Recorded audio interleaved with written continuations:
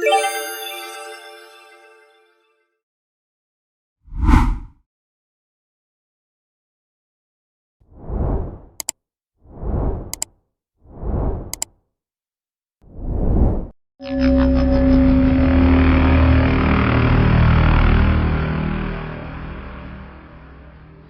the peaceful world of Ember, the Alliance of Nations prospers, free of scarcity and injustice, a utopia for all. This could all be destroyed when the Galactic Empire invades. All that stands between the Empire and the Alliance are the brave adventurers of the Exploration Corps, searching the galaxy for allies and technology. Power to defend the Alliance. Power to protect Utopia.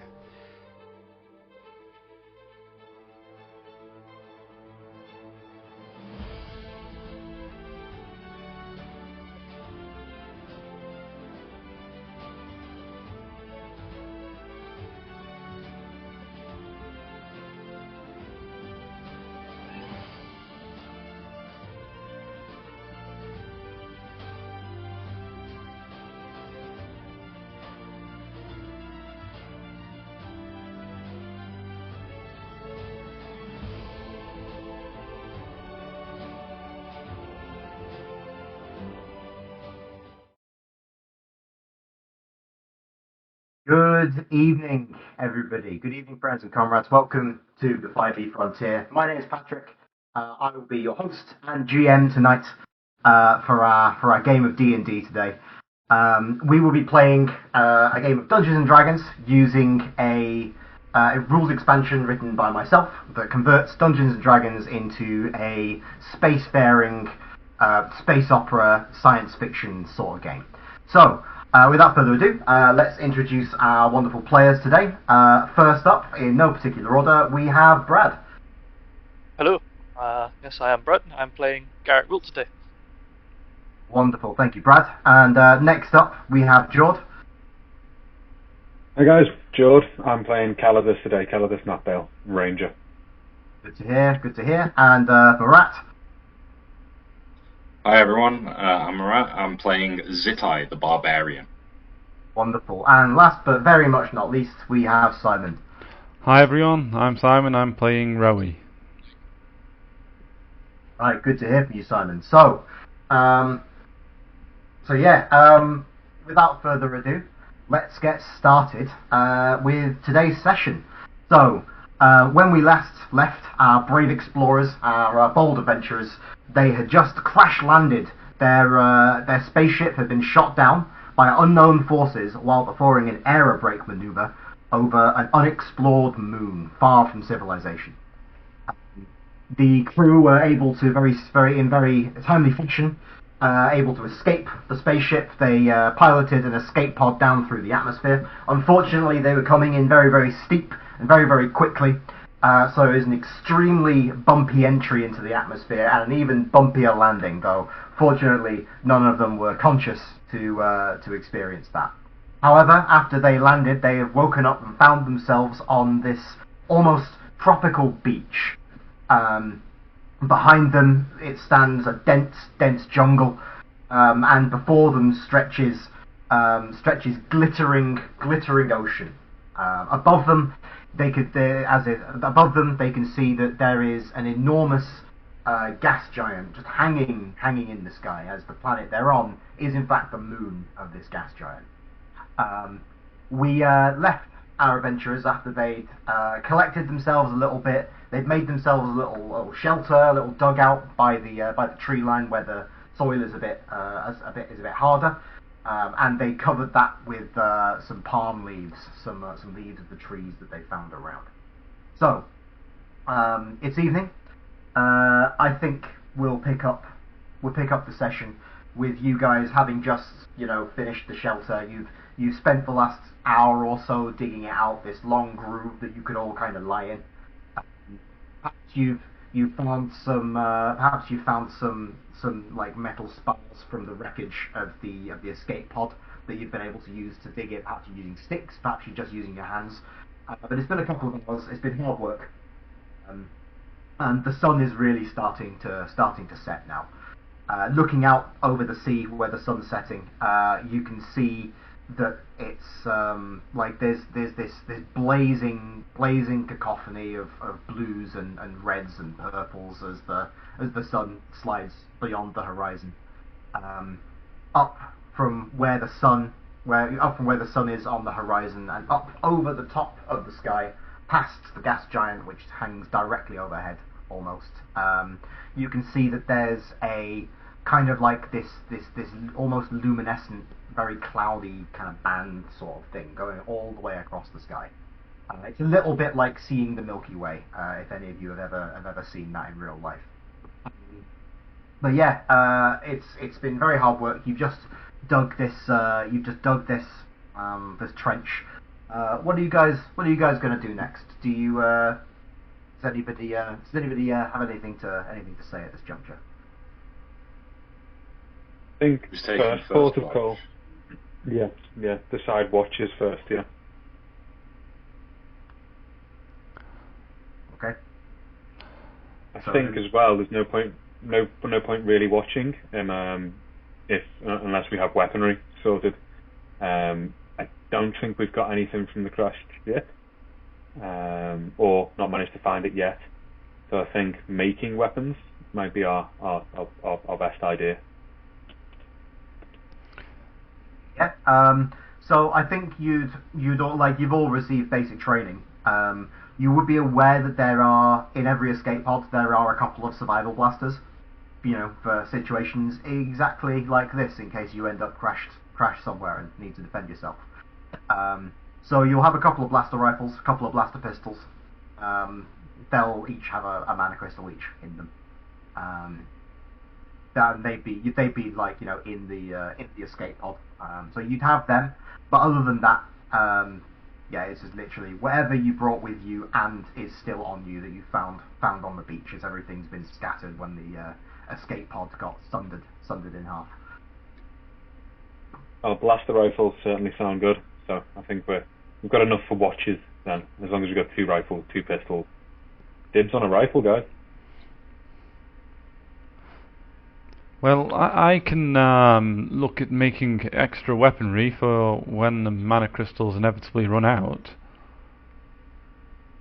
I think that's a Not brilliant without idea, risk, Rory. you can't. Well, I can find the resources and do a bit. I'm not helpless. Okay. Just don't want you making it any worse. I'll try my best not to. I didn't fall out of a tree, so that's good at least.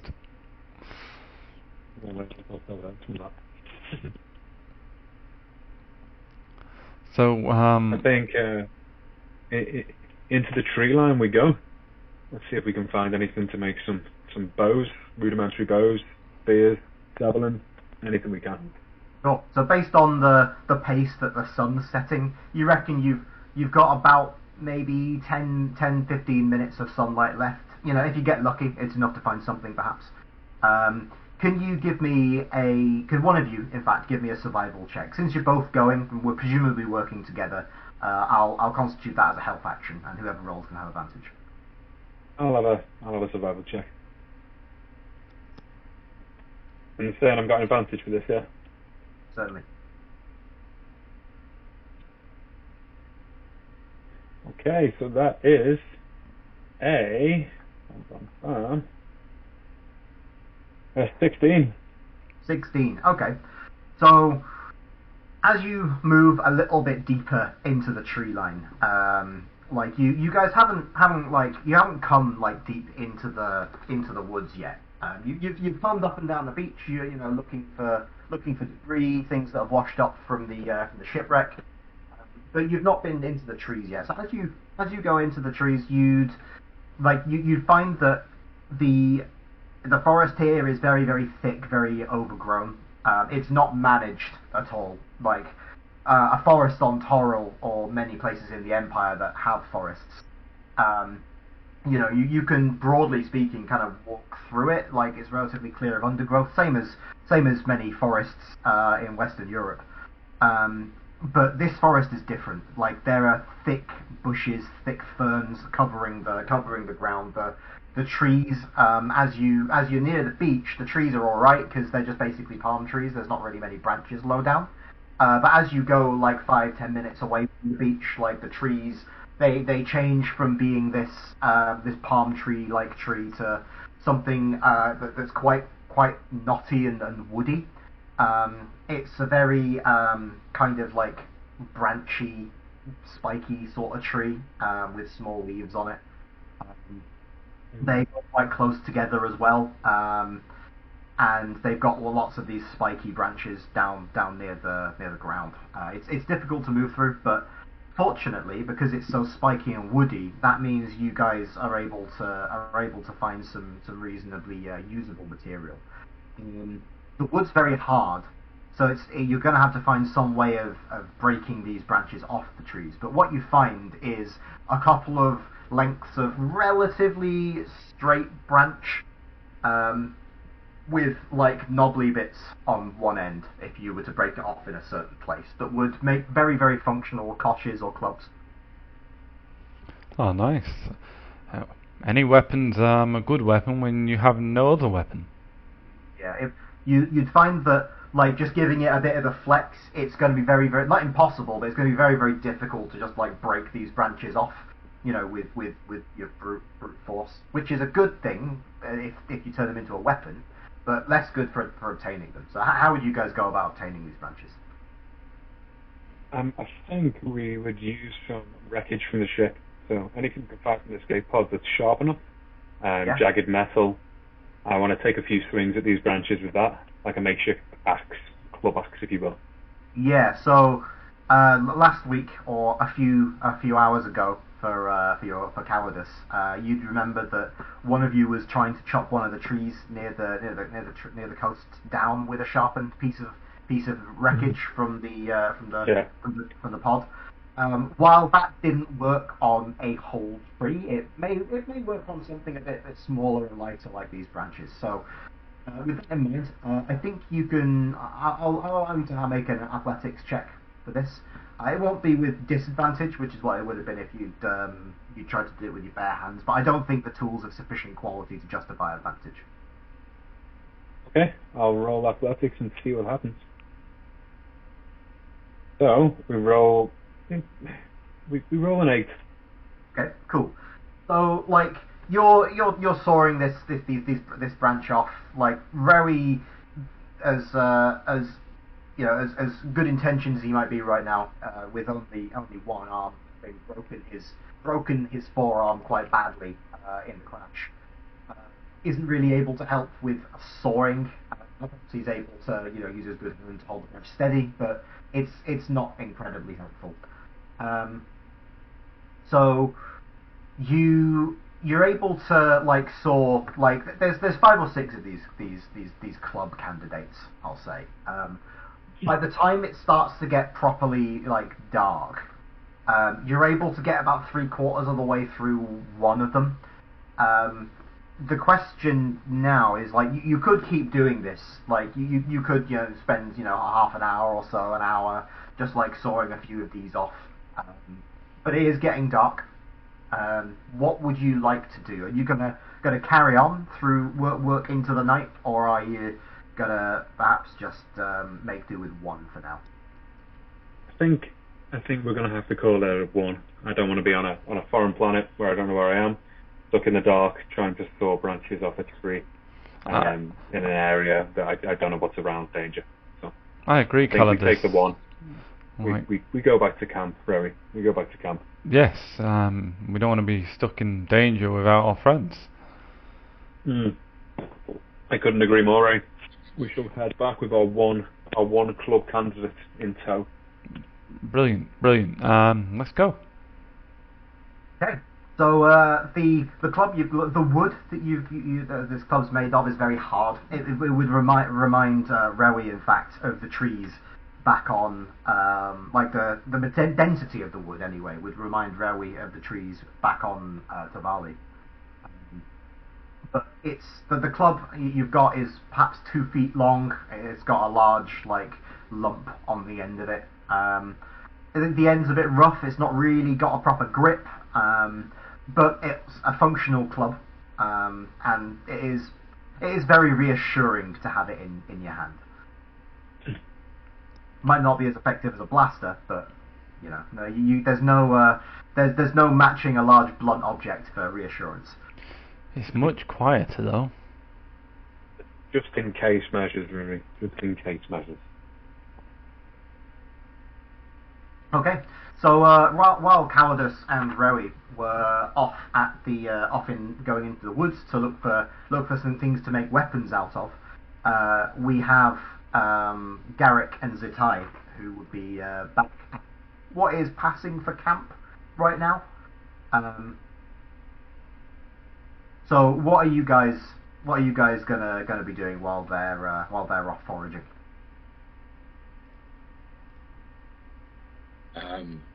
Should we look into trying to get a fire going? Yeah, gather any of the nearby dead leaves, branches, things like that. Stuff that might be a little bit dry. I think we prepped the fire last time, didn't we? I think Rory prepped the fire last time before we left. Yeah. So I don't remember exactly if there was a fire, but we'll say that we'll say that you've got a small fire going, but you might need to, if you want it to go all night, it'll need extra fuel. You've got a small fire, but because it won't last all night. And you still don't know how long the nights are on this planet. No, I think I prepped one and didn't light it, so there wouldn't have been much there. It was kind of a last resort if we needed some warmth. Sure. So yeah, it's prepped but not lit. Sure. Are you guys looking at lighting the fire? With it not going to last long, and we, like you said, we don't know how long night's going to be. No, not yet. That sounds like we're going to end up wasting it. I don't know. I'm at a loss, mate. This is not what I'm trained for. I mean, we should. What do we do, Garrick? Gather as much material as we can. When Rory's back, we can ask him. See, he's the expert down here at the moment. Okay. Just gather what we can, and then stick we can together. figure through it when he gets back. Okay. Let's so stick together. We don't know what might be in that tree line. Okay. Sure. So you guys, I guess just sit there guarding the camp, making yourselves comfortable. I think the conversation peters off after a little while, with you guys contemplating the situation you now find yourselves in.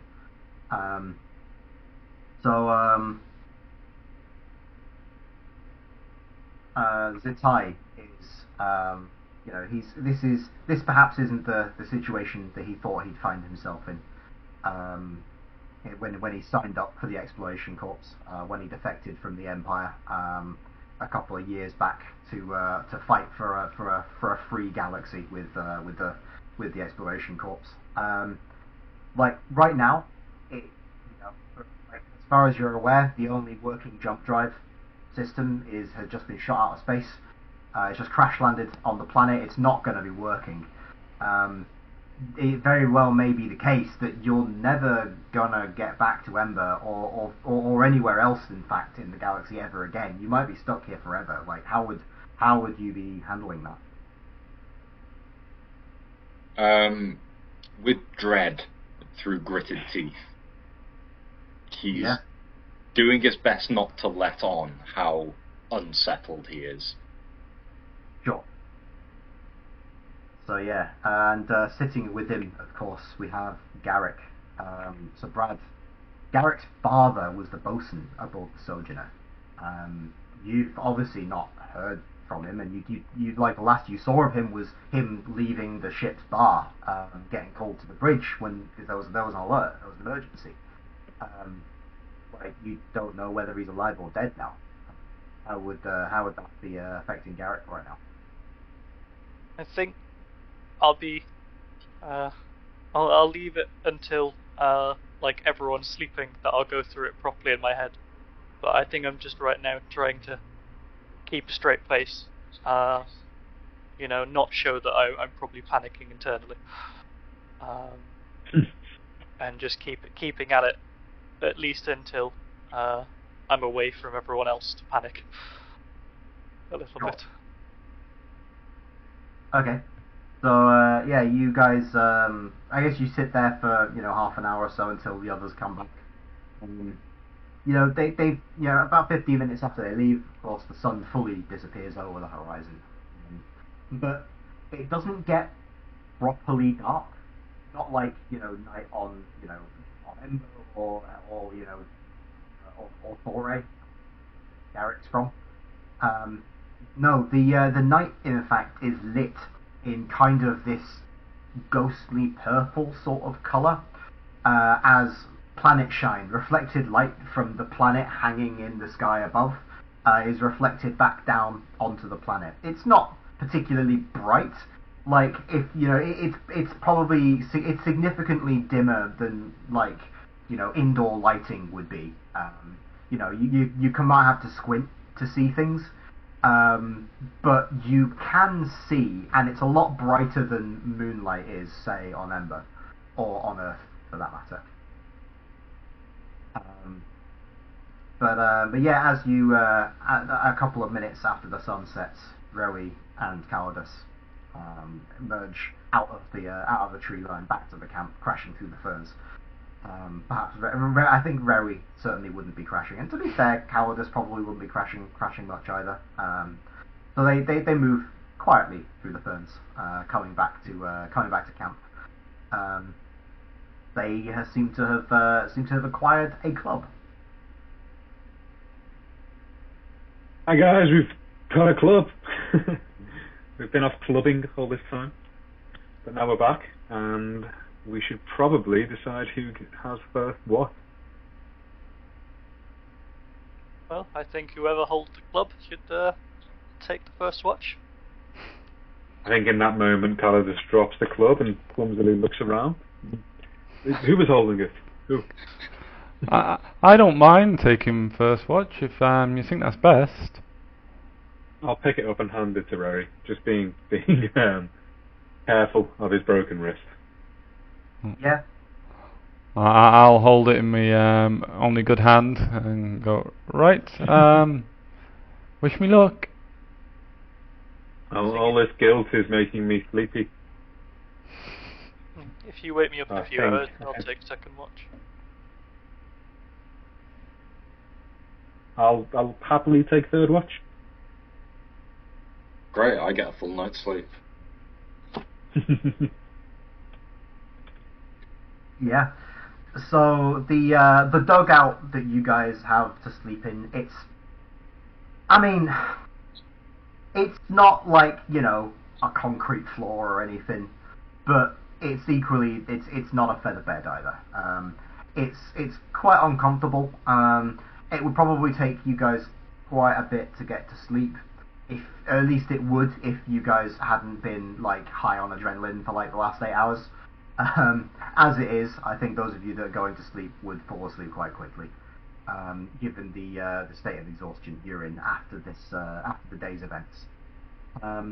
So who had first watch? Was it Rowie? Yes, I'll be taking first watch. Sure. So as everybody else beds down, covers themselves with the leaves in the shelter that you designed. You Rowie might congratulate himself at least a little. The shelter is not obvious unless you're specifically looking for it. It just looks like some leaves happen to blow into a place. Yeah, Rowie would be really happy with that, to be honest. Yeah. So you would find yourself on the beach, maybe a couple of 100 meters down the beach, to your left as you're looking towards the sea.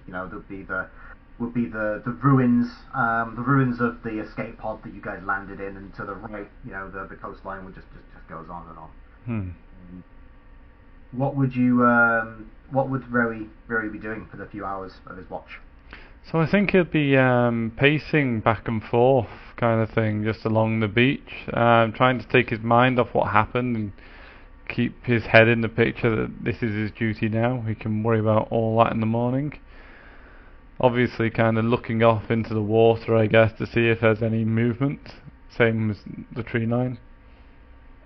Give me a perception check as you're Okay. trying to observe the water for movement. One moment.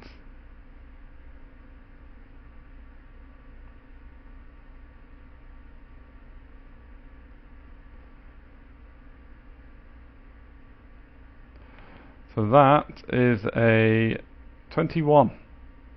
21. Okay. So you're moving up and down the coast, like you're keeping an eye on the water as well as keeping an eye on the trees. You'd spy a couple of things. The first thing that you'd see is about 2 hours or so after sunset, maybe between 1 and 2 hours after sunset, actually. You'd hear like a bit of splashing up from like a bit beyond where the drop pod is, where the rocks were. I guess as you would you approach to have a look at it stealthily, I presume? Yes, as stealthily as possible, so I see it first, hopefully. Sure. You don't need to make a stealth check, but as you would creep around, like going, moving between the wreckage of the escape pod, you would see that there are maybe like 10, 20, maybe even 30. It's difficult to count them. They're moving reasonably quickly, but there are little like fish-like creatures coming out of the water and kind of like crawling up the beach. They're maybe between like 6 inches and 2 feet long. They vary quite a bit in size. They're using like fins to like just below their heads to kind of like waddle across the beach. And they're kind of like the back of them, which is a proper fish tail, is kind of like slapping on the ground. They're opening their mouths, opening and closing them very, very wide and rapidly. Looks like they're drinking the air, almost like gulping it down, as they kind of like slap and wiggle up the beach towards the tree line. They don't seem to have noticed you, or if they have noticed you, they don't really care for your presence. I guess thinking resourcefully, I would look for kind of some of the larger ones and use my newly acquired club to beat them, so we've got breakfast. Okay. So would you just like grab the club and walk towards them and just club one of them? Is that the plan here? Yeah, I'd like try to sneak so they don't scatter, and then just like aim to whack one on the head as hard as I could. Sure. As you're trying to approach them slowly, carefully, without them noticing you, as you're getting quite close to them necessarily to bash one over the head with the club, can you give me a stealth check, please? Sure thing. And that is a 25. 25. These good rolls. fish things are they are none the wiser as you sneak up behind them with a club. In fact, from their perspective, if one were to turn around, they might see a strange two-legged creature holding a club silhouetted against the sky, bearing down on them. But yeah, you get up to one of them. You hit it with a club. There's a wet thwack as you hit it in the back of the head. Like it starts like shaking as you clearly severed its spinal column. But as you do so, like the others just freeze and stare at you. I guess I would pick it up slowly and like slowly back away. Yeah. Just, I don't want to be killed by a like herd of fish. Is it a herd if they're on land? Yeah, it could be. Surely. Like these are the questions that the Exploration Corps was founded to answer. But you pick up your spoils, your game, and you start slowly backing away from them. They're just staring at you. Their eyes protrude quite a bit from their heads, and when they blink, the eye kind of retracts into their heads, a bit like a frog. And they're all just kind of like staring at you with these like really like wide fish eyes.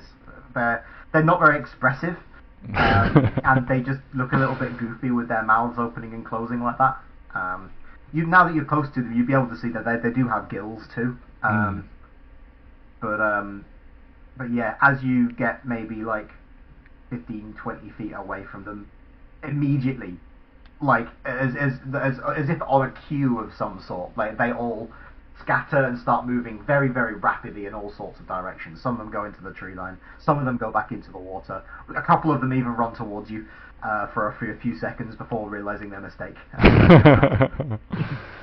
Well, yeah, I would like quickly as possible. Well, yeah, as quickly as possible, kind of run back to the camp just in case like something hears this. Yeah, sure.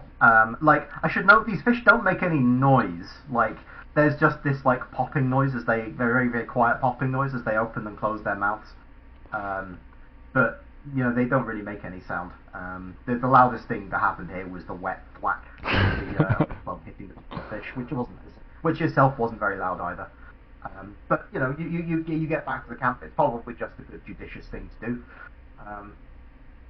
Yeah, you get back without any trouble. The fish don't follow you. They don't seek vengeance for their fallen comrade.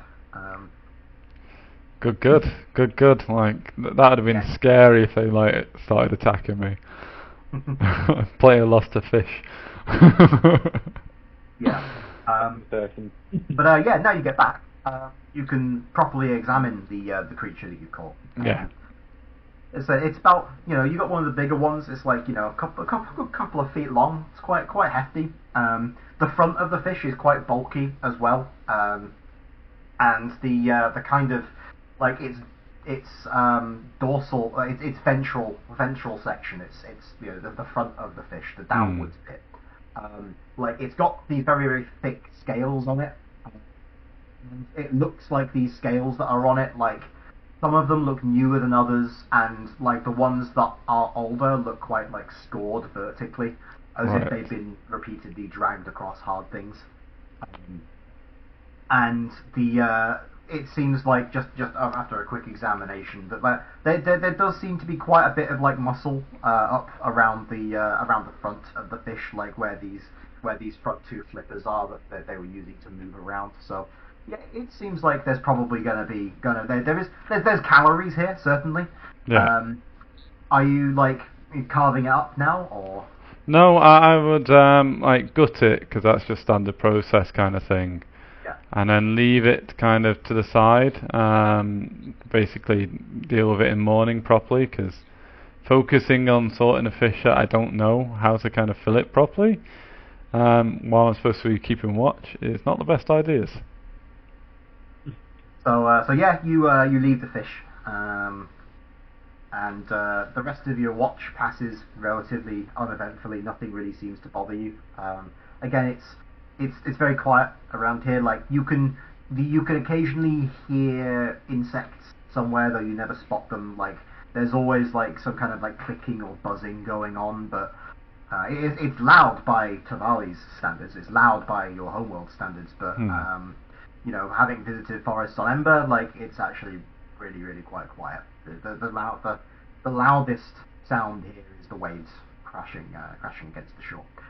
It seems that they're kind of receding away from you right now. There seems that there is some tides here.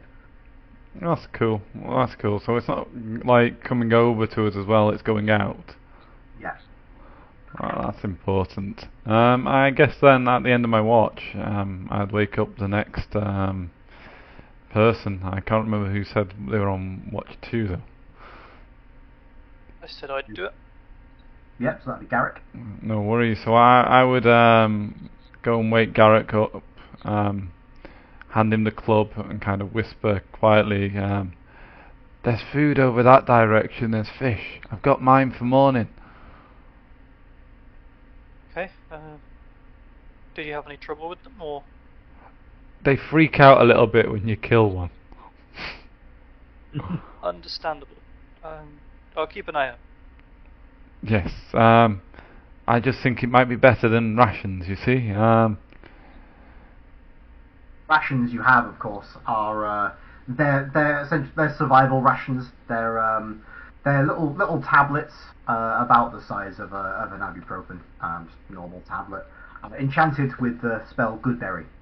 Eating one tablet is enough to keep you fed for 24 hours, though it doesn't fill your stomach, and it's not very satisfying, and it's also not dietarily recommended to subsist on them long term. Like they're good in the short term, but long term there's not much nutrition to them. But they are a pretty miserable diet, all told. But presumably maybe this fish will be better. I'll keep an eye out.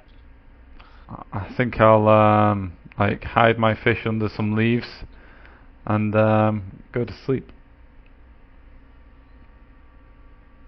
Okay. So Garrick has the next few hours to himself, of course. Looking around, it's not very it's not very dark. In fact, it's even a little bit lighter than it was before, as you can looking up into the sky where the planet hanging above you was kind of a crescent earlier on in the night. Now it's almost like full planet in the sky. So the whole disk is reflecting light towards you. So it's actually like a bit brighter than it was when the sun had just set. At least I won't need to walk around with a torch or anything. Yeah, I mean, there'd be in with the blasters. There'd be like a couple of survival flashlights, but it seems that they won't be needed, at least on the beach. Yeah. Yeah, I'll stick around nearby the camp and keep watch, I think. Yeah. So are you just kind of like sitting on the beach, pacing up and down very close by, or do you have any specific thing you want to do? I think I'll skirt along the edge of like the jungle. I mainly want to keep an eye on the insides of the jungle, but because I was told the fish were quite harmless, so I'll watch that with less of an eye. So yeah, give me a perception check. A 12. 12. Okay. So moving up and down the tree line, you spot one tree that stands out a little bit. It's a little way into the tree line. It's not like on the like it's not like one of the first trees. There's a few trees back in, and in fact it's one of the kind of like branchy, knobbly trees that I was describing before. But this one, it doesn't have any leaves on it. This one, and it's covered in this kind of like what looks in the very dim purple light to be kind of like this sticky, tiny like slime almost. It's covered in some sort of slime. Would you investigate that at all, or would you just make a note for later? Yeah, I'll creep into the jungle a little bit. I might, taking careful like steps not to. If it's like spread across the floor near this tree as well, I'll do my best to avoid it. Yeah. I'll see if I can like scrape some off it with the club. Yeah, sure. So yeah, you move over towards this tree. It seems that the slime is it does go down to the ground, and it goes out along the ground a little way, but no more than a foot or two from where the trunk of the tree meets the ground, at least from what you can see. Like the branches are quite dense down there. But yeah, you're able to as you scrape a little bit off with the club. When you touch it, the slime kind of retract. It makes a hole and retracts away from where you touched it over a period of about a second or so.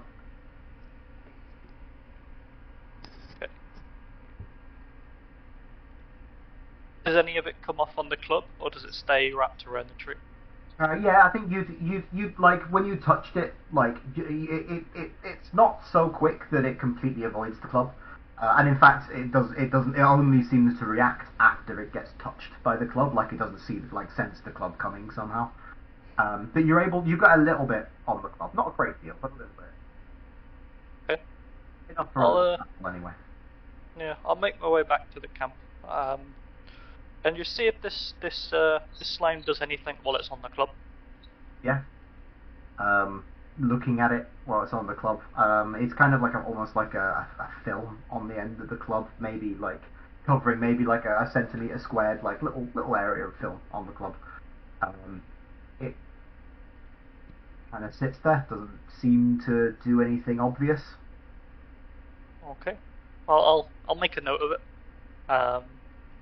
Something to tell everyone in the morning. But other than that, I don't think I want to go back to the tree just in case. So yeah, as your watch passes, the planet overhead waxes and then begins to wane.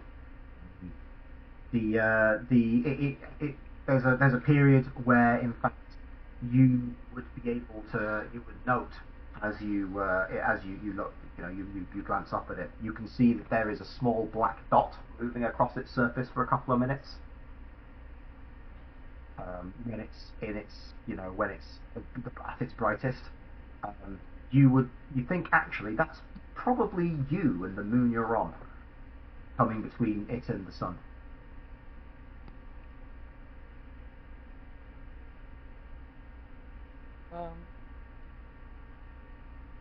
Yeah, okay. Do I think that it was mentioned last time that we might have like 2 nights? Is that something that kind of gives me an idea of with the moon going past? Is it going past quite quickly? Well, I guess we're going past quite quickly. Yeah, it takes a couple of minutes to transit the surface of this of the planet, like the shadow does. Okay. Yeah, I think I'll just keep pacing and do my best to just keep the previous disaster and last day out of my mind. Yeah, sure. Doing your best to keep it out of your mind. That's fine. So yeah, I guess your watch would come to an end after a couple of hours, and it would be Calidus's turn for the last watch. Yeah, I'll like gently wake Calidus up.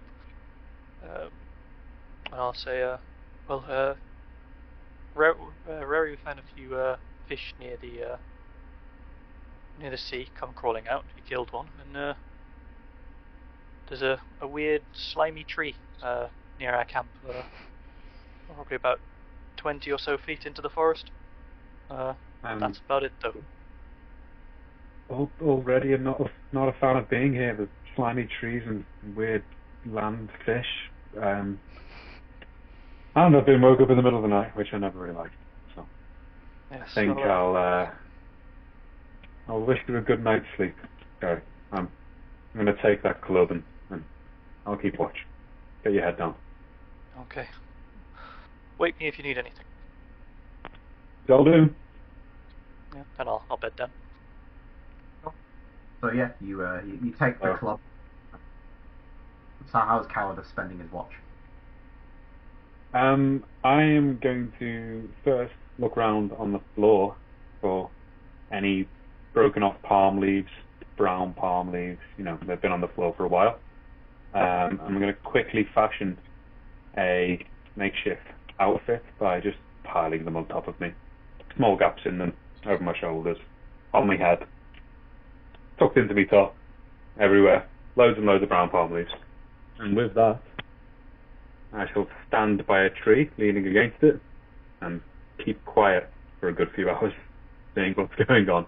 Good view of the camp in front of me, view of the beach behind the camp, and ears and hands for feeling what's going on in the forest behind me. And stay still for a little while.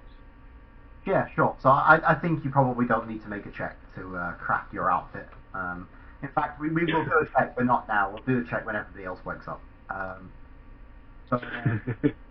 You're just standing still, listening out, trying to get a feel for the place. I think that calls for a perception check. Yeah, groovy. Bum, bum, bum.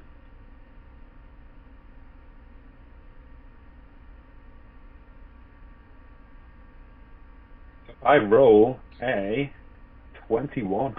21, very nice. So you stand with your back to this tree, listening out. Like, you almost feel yourself, like, attuning with, like, the environment around you, almost. I've took my shoes off as well to ground in this point, so I can feel the planet around me. Sure. Like, the sandy soil beneath you, like, you feel it between your toes. And listening out, there's the sounds of the insects that I described before, and the crashing of waves against the shoreline. And listening out, you can hear there are some other sounds going on as well. Like, occasionally, like, you hear, like, a branch snap. Occasionally, you might hear, like, this, like a very, very quiet, quite far off, like, yelp. It's like a kind of like a ghostly sort of yelping, hooting sort of noise. I think you probably recognise it as the like the sort of like shouts and cries that primates often make. So presumably there's some primates around here somewhere, but they're very, very far off.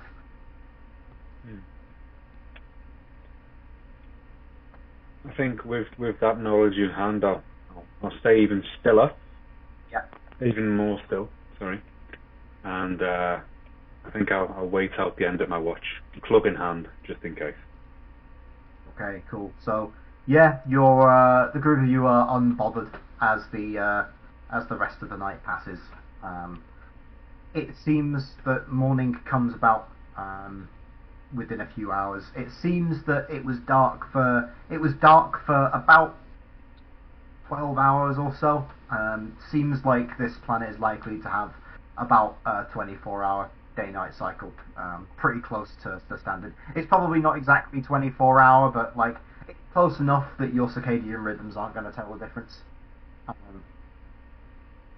But yeah, as the sun rises, like you see that the landscape becomes like suffused with light. As you don't see the sun at first, being as it's rising behind you, like behind the tree line.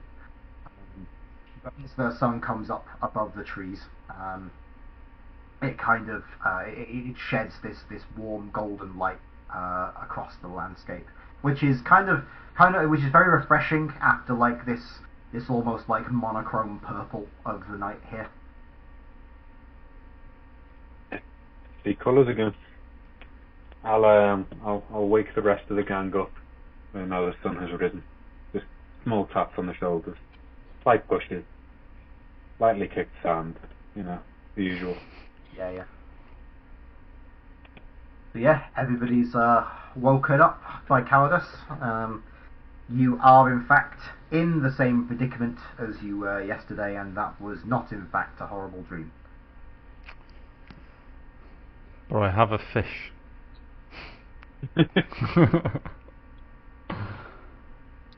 So I'm great start, Barry. What do we see? I don't know how it's going to help us, but What was that? Sorry, Murat. like, what do we see? Like, we haven't had the roll for how awful his costume is yet. Very good point. So, Jord, can you give me an ability check for crafting this costume, please? this costume is going to be absolutely fantastic. I think it was in the night. I mean, sleight of hand goes in my favour, though I doubt that's actually... We're going for a sleight of hand. I'll take that. Yeah, go for it. Okay, so I roll a very, very average 13. Okay. So yeah, you set the outfit up as you said. You know, you've got like some like palm leaf pauldrons, couple of palm leaves on your head, tied down with some strips of bark you might have found. You know, and the leaves covering your body. It doesn't look as comical as it could. I mean, after that description, I'm keeping it on. I'm wearing this. I'm rocking it. Yeah. So the rest of you may do with that as you see fit. So as I wake up and Rowie, sit up, Rowie. No. Turned into a tree Cowardice. person while she was sleeping. Ah, okay. Do you like it, my brother? It's certainly a choice. A choice I happily made. Now, who's for breakfast? Also, last night, monkeys, or primates of some sort, in the trees. We should probably be worried about them if we go that way. Good to know. Okay. Good to know. Well, I got my breakfast. I told Garrick the fish were over there to get his breakfast. I mean, Rory, that's a 2-foot long fish you have there. I know. It's going to be great. You must be very hungry, really. I am. I only had cake the other day. Well, I guess I'll stick to my rations today then, hinting aside. I'm going to set to cooking this fish. I think I'm just going to cook the whole thing and pick the meat off it. Yeah, all right. Not the most efficient way to do things, but right now you don't have a great deal of time to be mucking about with filleting it first. So yeah, you can do that. So I'll just slowly roast it. And I guess I'll question the others. So why didn't you guys get food? I was asleep. Well, Rory, I became a tree, if you hadn't noticed. I've got a costume like that. And also have you got it with you, Rory? We can twin outfits. Well, yeah, it was in my pack.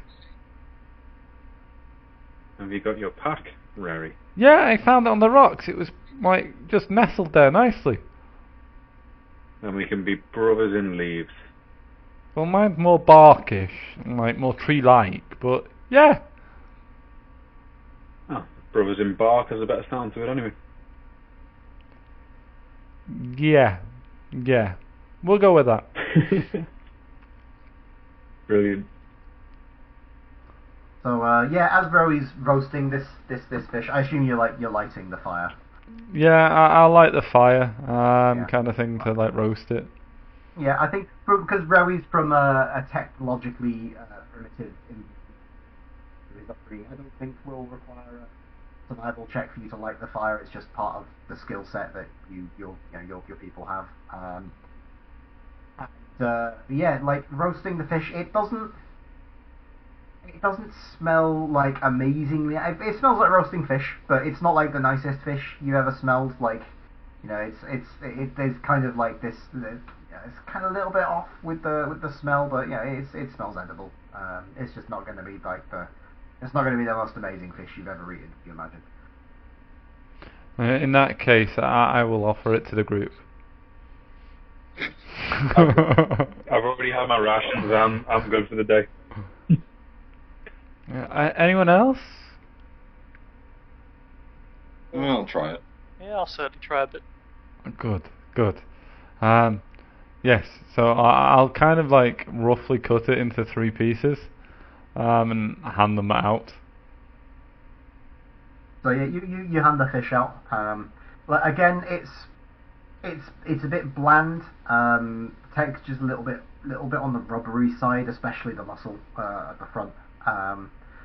And it's got all through it. It's got these nasty little bones that you can pick out. It's just a pain in the ass to do it.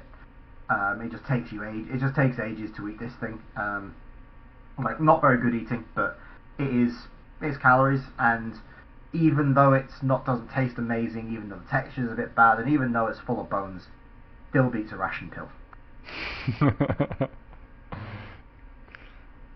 But yeah, this fish is enough to feed all of you for breakfast. You'll probably find it's not so much that you're not going to find yourselves being hungry at about midday, but it's enough for breakfast, certainly. Good. My tribe always said, you've just got to find the food around you. Well, that's something the rest of us need to certainly learn how to do. But yeah, maybe better food next time. That'll be a start. Yeah, see what we can find. I was wondering where the fish were going. There's a thought. Did you see which direction they scattered off in, or maybe we could bob down there and have a little look around the sand, see for any tracks? I would expect there to be some tracks. They weren't flying fish.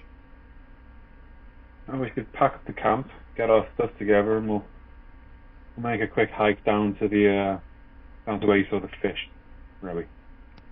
Sounds good to me. Yes, I don't think we need to pack the camp up as such. I reckon we're going to be back here. It's a pretty good shelter. I agree, you made it well. We've got a few bags to take the important stuff with us at least. Yeah, that's true. Let's take everything that matters just in case. Yeah, sure. So I guess you grab the blasters, grab the club, grab the little box of ration pills, a few other personal effects, as well as your crewmate's data pad that you found yesterday, the one with the music on it. Yes. And yeah, I guess you as a group like head off down the beach looking for where these fish went, I guess. Yeah. So you come like you're easy. It only takes you a couple of minutes to get to where where we found them last night. You can see that the sand here is it's kind of like been blown about a little bit, but you can see that the furrows where the fish were moving around on the beach is still very much there. In fact, the trail is quite characteristic. You think it's kind of got this like long straight groove with kind of like little dips on either side of it where it's pulled itself along with its fins. I guess I would track that into the forest then, trying to make sure I'm following it the right way. Are there tracks back, or is it just one way? Yeah, so I think that this, like, tracking it into the forest where the ground is harder and the trails are less obvious, and figuring out like what direction everything was going, I think might require a survival check. Right. Okay. What's my survival? 7.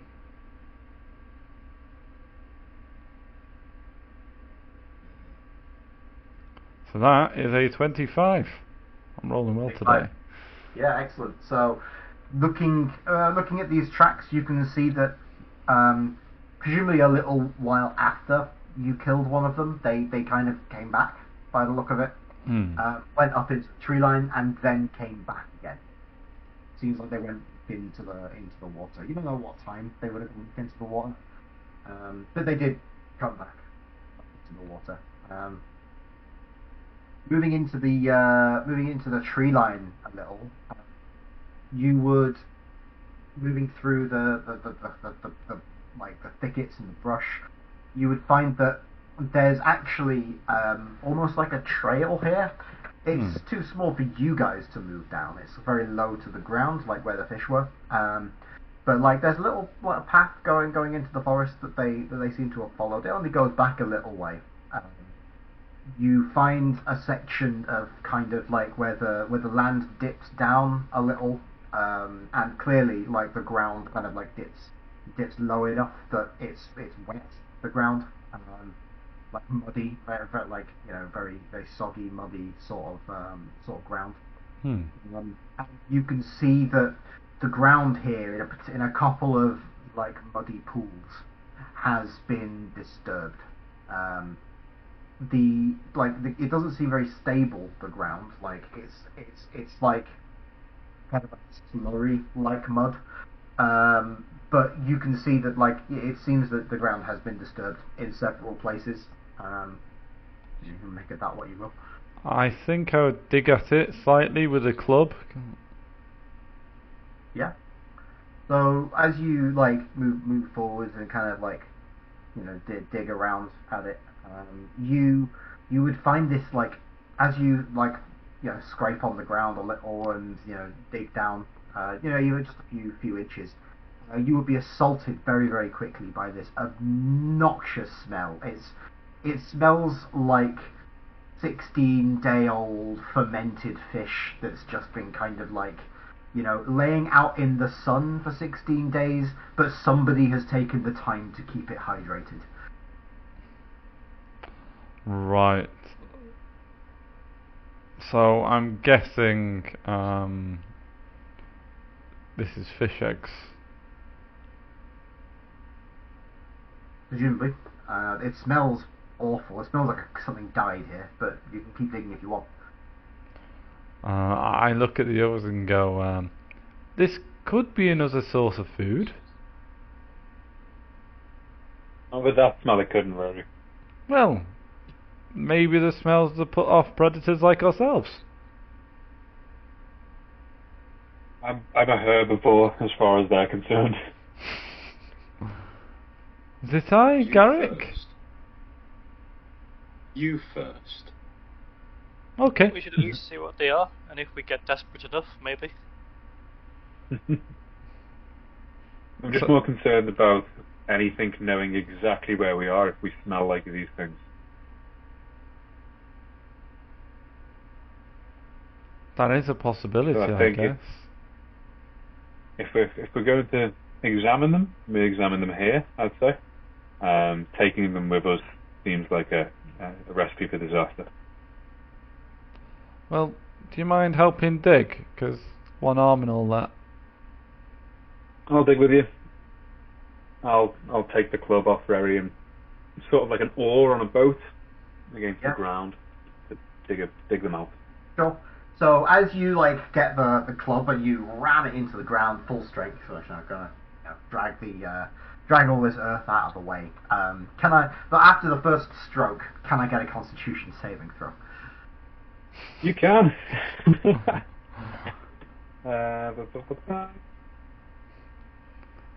Okay, so that is it's a 13 again. I'm only rolling 13s tonight, by the look. Okay. So as you move the earth, there's going to be no mechanical impact here, but the smell just gets 10 times worse as you move more of the earth. It is enough to make you retch almost, and I think Callus might find himself retching a little, dry heaving, as the smell is so bad. But Yep. you as you commit your second and third strokes, you're able to move enough earth that you find this kind of you could see membrane perhaps a foot below the surface. It's difficult to keep it uncovered because the mud kind of slides back in, but you're able to see the top of this kind of mucus membrane. It's kind of grey and almost has a rainbow sheen to it when you look at it in a certain way. Can I do I know if the membrane is long below the surface, or is it is there any curvature to this object that I can see? I mean, you're only seeing the very very a small section of it. If you took some more time, moved even more mud, and unleashed more of this smell, presumably, you'd presumably be able to find out. It's not doing you any harm. I remember very well in the slave camps of the Empire that a certain Zitai was brilliant at digging. So I'm going to turn around, I'm going to hand him the club and say, "You go, champ. It's your turn." I thought we were friends. We are, and that's what friends do for each other. You're playing the friend right now. You can see Calidus, he doesn't look good. He looks like he could throw up at any time. Yeah, I'm just going to look towards Rory. Is this necessary? Well, this could be our only recurring food source. Can we not just club the fish when they keep coming out here? There might be limited fish.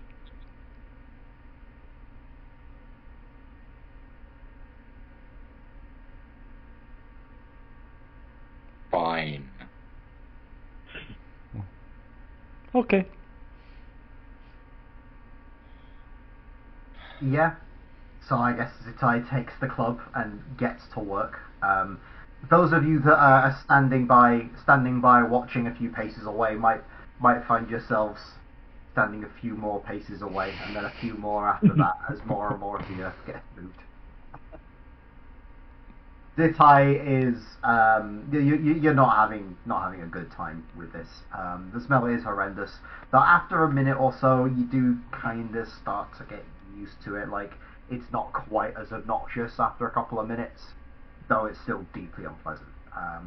After a few seconds, after about a minute or so, though, you're able to clear a bit more earth, and it seems like what you've uncovered seems to be like this little sack sort of thing, like a polyp, but it's maybe about the size of a football, and it's kind of like lumpy in places.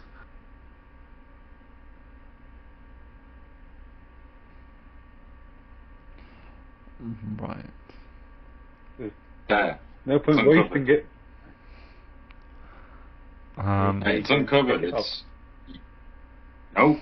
It's your domain now, Rowie. It's uncovered. You don't have to dig for it. Right. Okay. I guess like trying to cover my nose with my broken arm kind of thing, so I'm not having to hold it. I'll try and kind of like cut into this sack and like see what's inside. Yeah, so taking a sharp piece of metal. Yeah. From the escape pod, like you cut into it, and it seems that it has like quite a bit of surface tension. This object.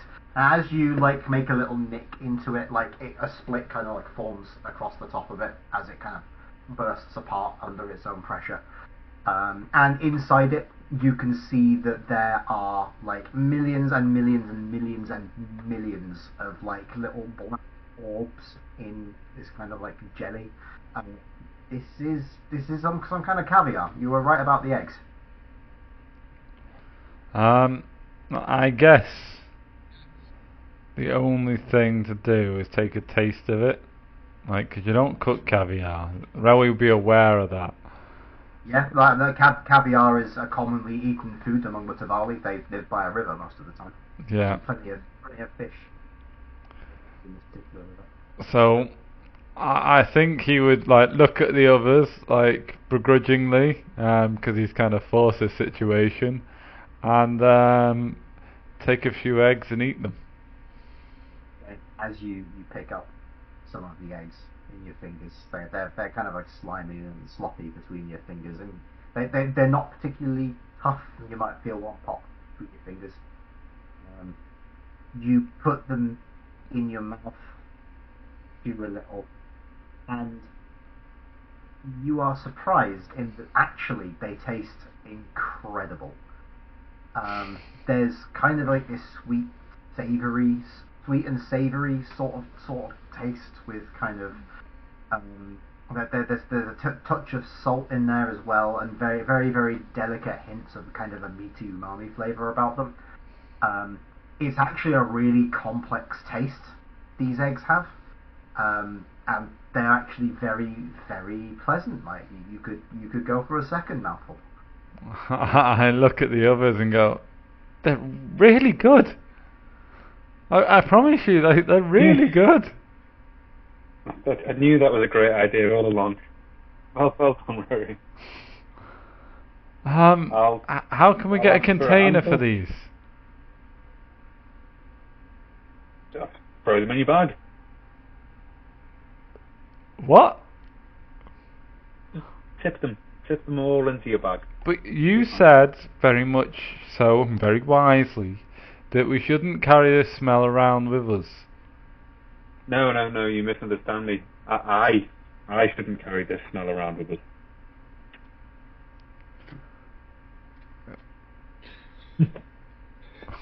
I go to kind of argue, and it's just like, but there's no room in my bag. We can go and see if we can find mess tins near the wreckage to store them in. That's a very sensible idea. I completely agree. That's a good idea. Thank you, Zithai. Sure. So, like, looking around the wreckage, you don't find any, like, tins specifically, but, like, well, one of you might remember that there is the pre-flight checklist. It's in quite a heavy-duty Ziploc bag in one of the compartments, and that'll do. Like, you can put some in there. It's quite a big bag. Yeah, let's do that, guys. And I'll put some seawater in it, and then that'll like keep them fresh. Great idea. More salty seasoning as well. Yeah. So we can have this at dinner. Do you have a bag, Calidus? I don't, unfortunately, no. I just hand it out to you. That's Ziploc. We put it in the big Ziploc bag we've just found, have we? Yeah. How much would you say it carries? Like a kind of a big bag, maybe like you'd be able to just about hold it in cupped hands like this bag. Yeah. I assume we've got enough backpack space. Yeah, enough backpack space to throw it in one of the backpacks. I'll throw it in mine if needs be. I feel like I've been a bit of an arsehole, so I'll throw it in. Yeah, sure. So yeah, you take some of this caviar and put it in the bag and put it back in the bag. So at this point, when you're gathering up your spoils, it's been about an hour now. Like you've used about an hour of daylight. What would you guys be looking at doing next? I think now that we've got our precious smelly caviar, and we've found out that the fish tend to, by the look of things, go from the water to their eggs and then back into the water. I'd say we're going to have to make our way into the woods, at least. Well, not the woods, the jungle, at least partially. I heard apes or primates in there, so we've got to go investigate that, I guess. I think perhaps either finding a source of fresh water, or at least somewhere high up that we can see if we can find any other crashed pods, would probably be one of our first priorities. 100%. Water would be good. What are all your passive perceptions at this point? Minus 10. I think mine's 11. Minus 12. 17. 17. Okay. So, like, I guess you'd all be discussing what you want to do next. Maybe you'd be sitting around having a drink. You've got water purification pills, so until they run out, you've got about a week's supply of them. But until they run out, you'll be able to magically purify seawater, and just drink that, make it potable. Rowie would notice, just sitting across from him, Garrick's cup, which is on the ground at the moment. You'd notice ripples in the water in this cup for a moment. Then again and again, and you kind of listening out. You can hear, coinciding with these ripples, a thunderous footfall, and they seem to be getting louder. Doesn't seem like anyone else has clocked. It's very the noise is very, very quiet. Yeah. But this is exactly the sort of thing that you've trained from an early age to be able to listen out for. I would automatically turn around to the group and go, we need to get to the rocks quickly. Right, and point to the cove kind of thing where I found my bag, because I know hiding amongst rocks is usually pretty good. I would take off. I'm pelting straight after you. I'm listening to Rory. Yep. I'm getting louder. Start sprinting. Yeah, so the four of you start sprinting towards these rocks. As you go to move quickly, Rowie's moving very gracefully, moving over there, coming from a low gravity world. But the rest of you are from planets with standard gravity, trying to move quickly under this very, very low gravity that this planet has. It's difficult to move quickly, efficiently. Like you're able to, make it over there, but you think like you'd probably be able to do it about twice as fast if you were under standard gravity right now. Can I try to move over there in a series of jumps instead? I think would that make it better?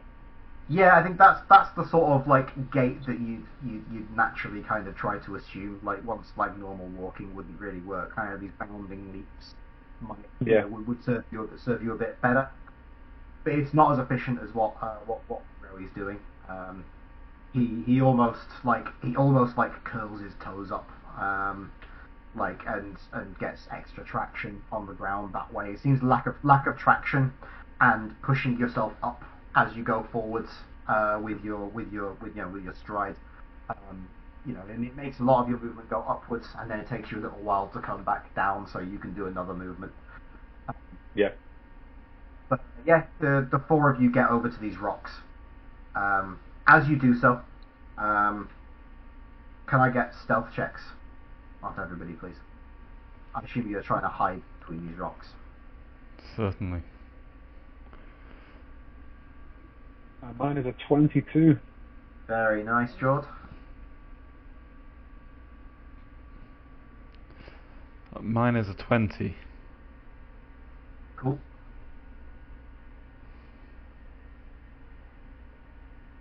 Nine. And Brad? I have a 14. Okay. So the four of you pull yourselves down behind, into these rocks.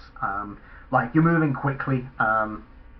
Your ankles and knees might get wet. There's quite a few tide pools in these rocks. There are some very disgruntled crabs who skitter away quite quickly as you've just knelt down in their backyards. But your attention is dragged away from these crabs very quickly as you see this creature, this enormous creature, kind of clear the tree line. Its head isn't much lower than the trees themselves. Its mouth is kind of it doesn't have lips, and its jaws are lined with these long teeth, each about 3 inches long. It's scaled and feathered, this creature. Its feathers are quite brightly coloured in oranges and blues down its sides, and the scales that are underneath them are of a more earthy tone. It has two almost misformed looking stumpy claw-like arms ending in claws halfway down its enormous meaty body, and two enormously powerful legs ending in claws that are the size of your forearms. This is a T-Rex, something that you probably all would have heard of before. Giant reptiles like this are reasonably common in the galaxy. They're not unheard of. But this is one of the biggest and one of the baddest. And it seems to have made its way onto your beach. Right. It's his beach now. It's no longer our beach. Everyone be quiet. So as you're staying back, being as silent as possible, the creature, it kind of moves onto the coastline, and it kind of looks around. It kind of takes a few steps over once it notices the escape pod. It seems curious more than anything. This is just a weird thing that it's not seen before. It moves over towards the escape pod. Each step thunderous, and you can see the ripples in the tide pools next to you. It moves unnervingly close to your hiding place. Enough for you to smell the rotting flesh on its breath as it moves past. And you can see that there are like bits of meat like stuck between its teeth towards the back of its mouth. As it moves past and it starts, investigating the escape pod, you note that it starts sniffing around. Does anyone have their blaster?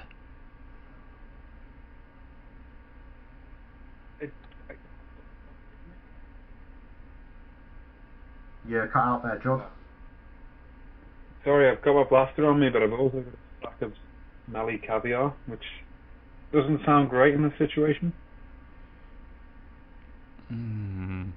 We could distract it with a caviar.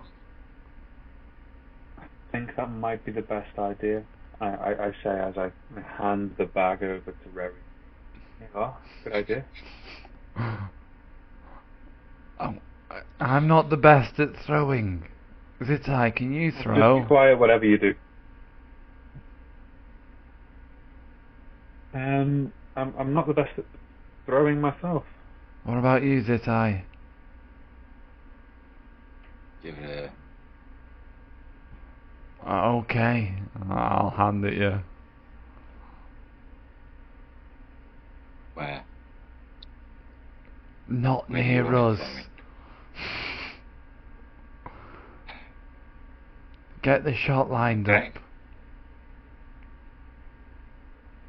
Okay, so I'm going to aim down the beach, away from like the rocks and the crashed escape pod.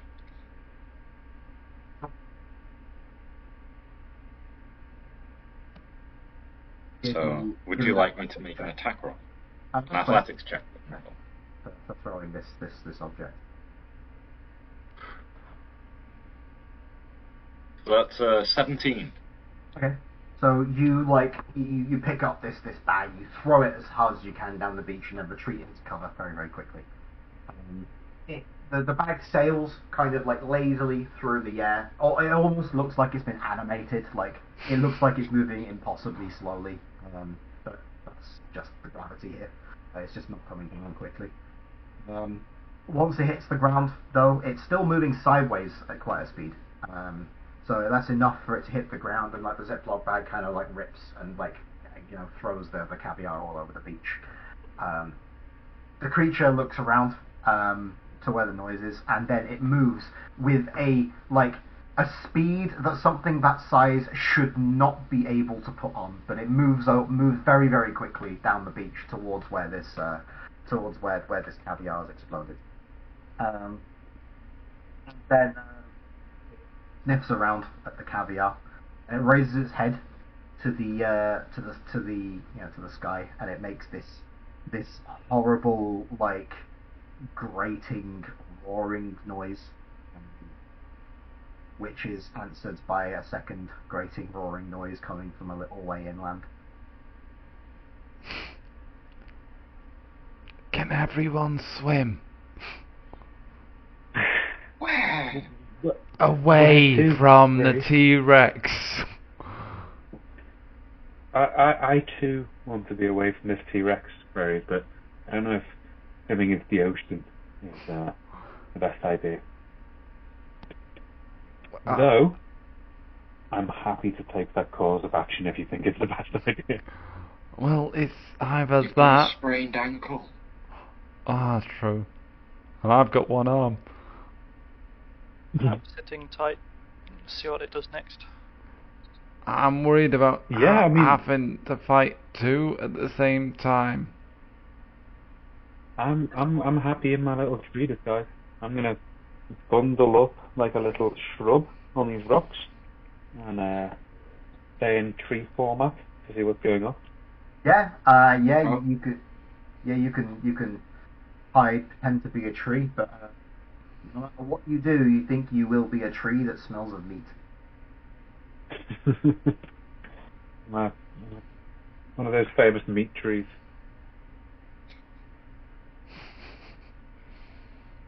So In that case, I think due to the fact that we all smell like dinner, and we've just gave him a starter. We should probably get out of here. Yes, but did you see how quick that thing moved? I propose that we make our way out just enough so our heads can pop out of the water. Just that. We'll make our way out so we can wash the majority of our lovely meat smell away, and disguise it in the sea air or what have you, and we can see from the water what's going on as a little vantage point. Happy with that as a plan. Calidus, I raise you one thing. The reason we smell of meat is because we are made of meat. But meat submerged in water, especially salt water, smells slightly less of meat. Especially from above the water, anyway. I do have a concern about that. As you guys are having this discussion, the T-Rex, it sniffs around at the caviar, but it doesn't seem especially, interested in it. It kind of, goes to eat some, but then, gets quite a bit of sand in its mouth, and then gives up on it. It's not really that desperate by the look of it. It doesn't really have, it can't really use its hands to pick up the caviar and put it in its mouth and filter the seed, hands don't reach. But it turns around and starts making its way back towards the pod. We can either Now or never, guys. dash for the caviar and jump in it because it stinks horrendously and they might not want to eat it. Don't think I'm going to bet our chances on the T-Rex not eating us if we've got a little bit of shit food on us. I don't think that's safe enough for my liking. But what I was thinking is, if these things exist on this planet, what the hell's in the water? Hadn't thought of that. So You're probably right. As you make that comment, as you're deciding what exactly the hell you're gonna do with a T-Rex on the beach, and presumably a second on the way, I think that'll make a good time for us to cut to our intermission. Thank you for joining us on this adventure, everybody. We will be back at past. Please take this opportunity to grab yourself a drink, grab yourself a biscuit. Join us for the conclusion of the episode, when we will find out if everybody is going to be dinner for a T-Rex.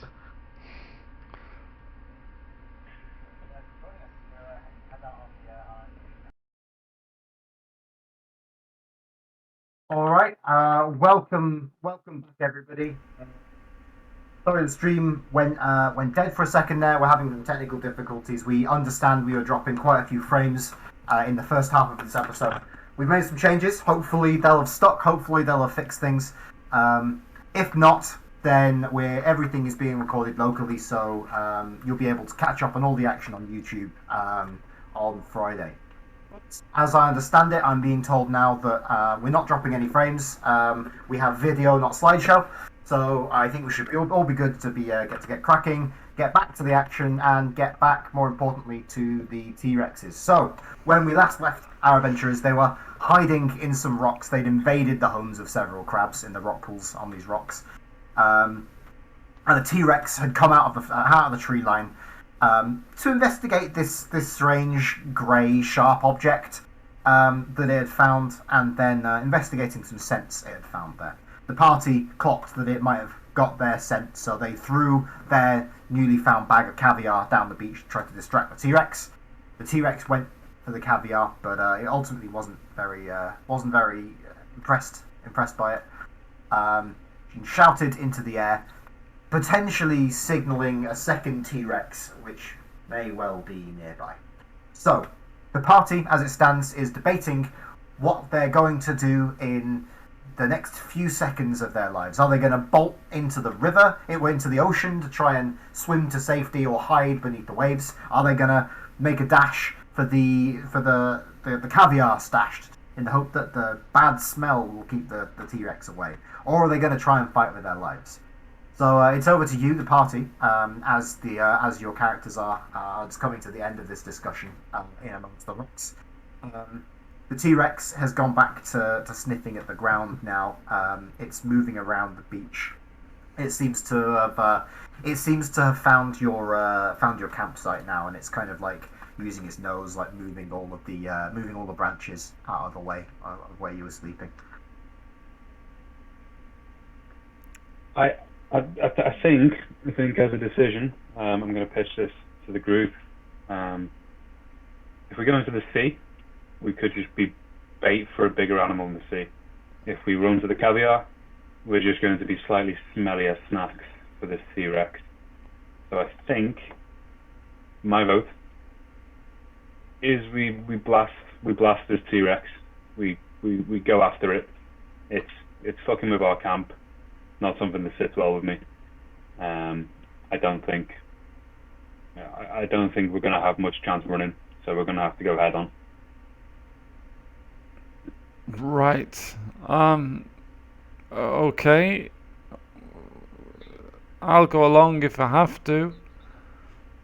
I think we should at least attempt to back up into the forest for some more cover.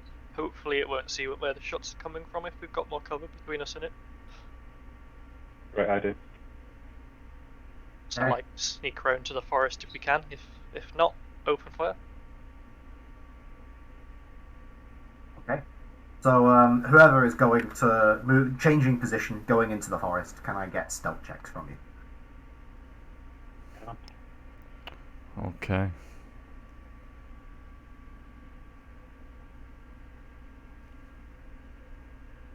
That would be that'd be a 9 for me. I got a 9. 18. 9, 18. I'm on a 26. Very nice. 9, 18, 26, Murat. Zitai is not sneaking into the forest.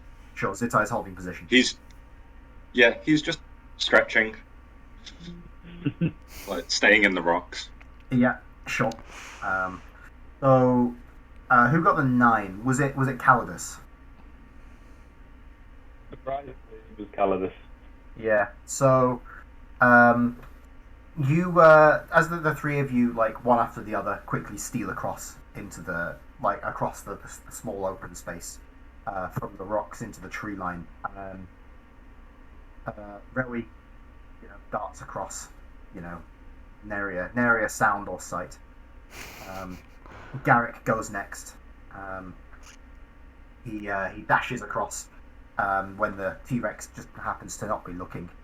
Calidus moves quickly across, but in the low gravity, I think you just take a little bit longer than you'd anticipated making the crossing. Like, you wait till it looks away, you go to dash across, but like you're just not clearing the distance as fast as you would if there was normal gravity here and you were able to walk normally.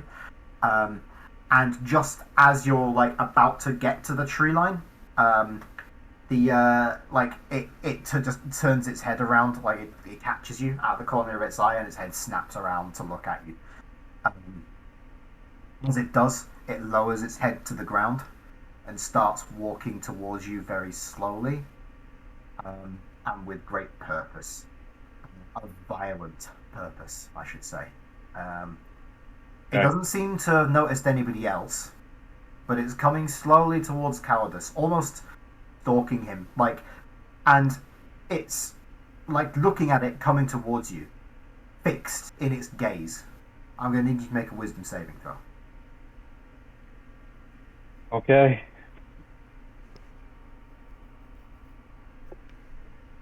That would be a 20. Very nice. So, its yellow slitted eyes staring at you. Like, this is the gaze of an apex predator. This thing rules the roost here. It does not consider you to be remotely a threat to it.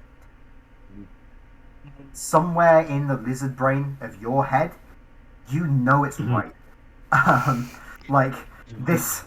this thing. Like something in the like a very primal part of your brain says you can't do anything here. You either need to run or pretend you're already dead. There's no recourse here. Of course, the conscious Calidus knows that you're holding a blaster rifle and you very much can defend yourself against this creature. But your conscious is able to maintain control. You're able to force that primal fear back down, and hold your ground. So what are you guys gonna do?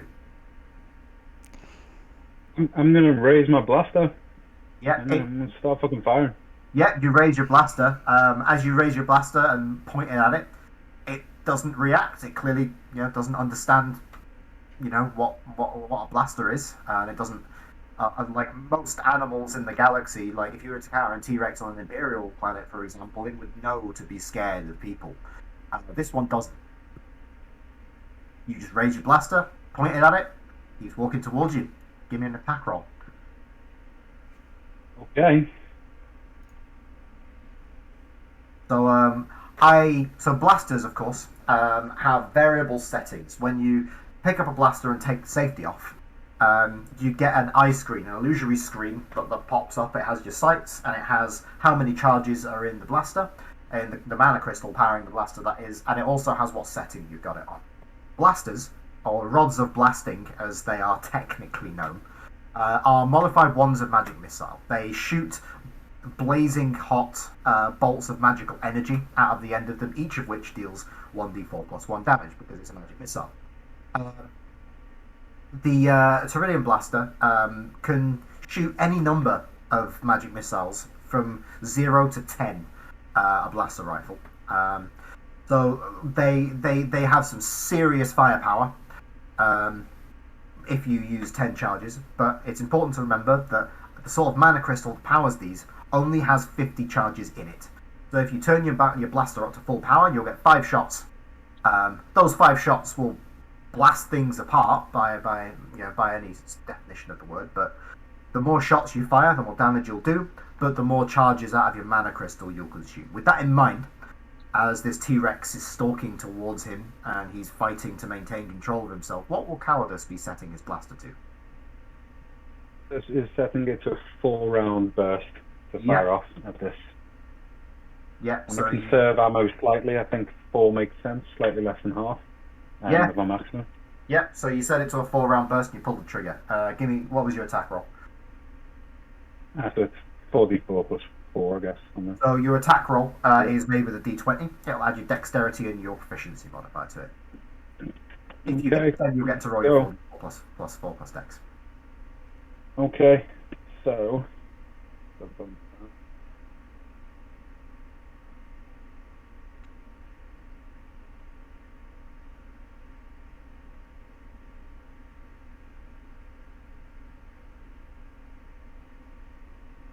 Okay, here goes nothing. Dun, You dun, get dun. a...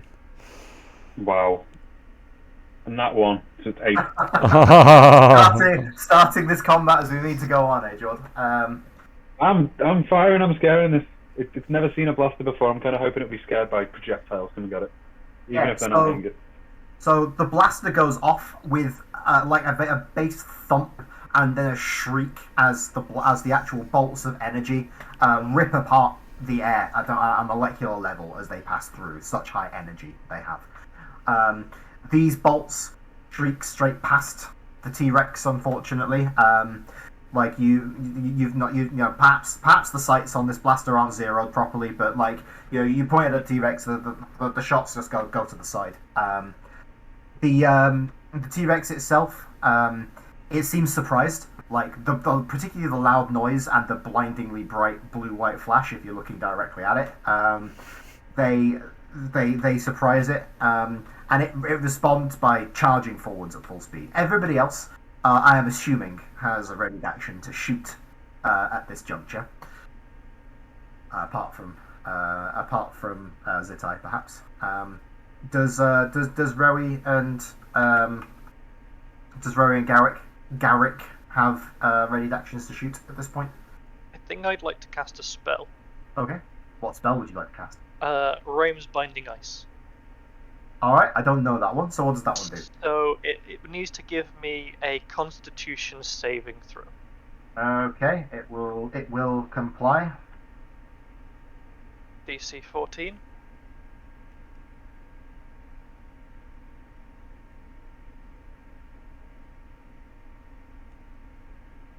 Oh no, that was 16d20.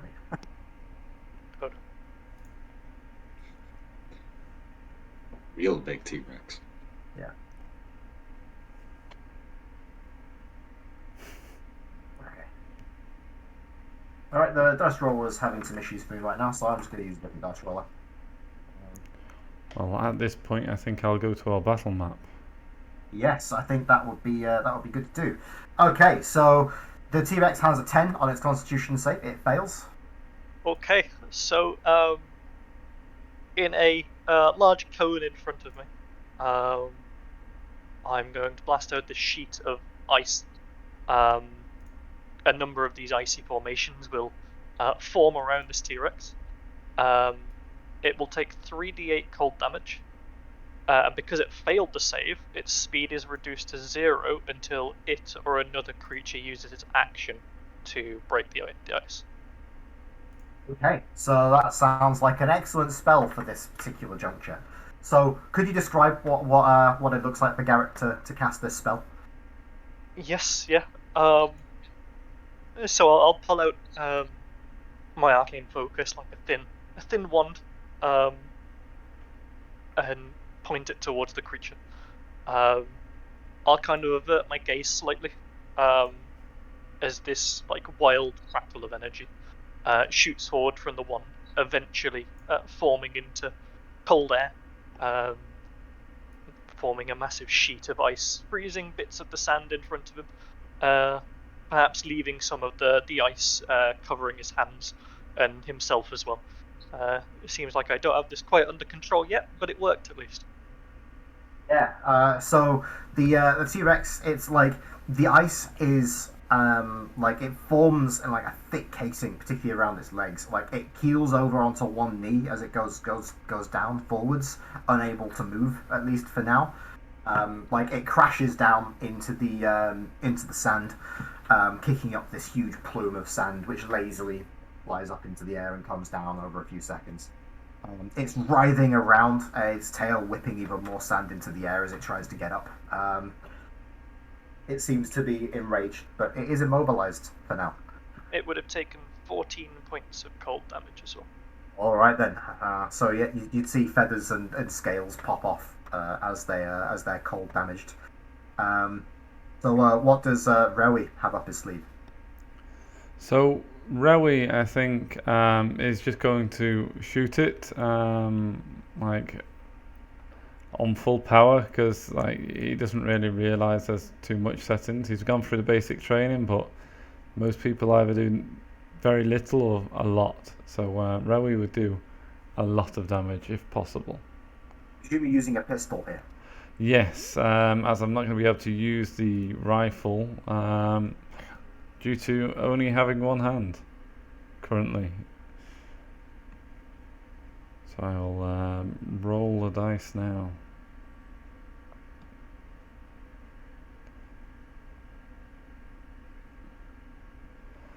So that is a 14. 14. Yes.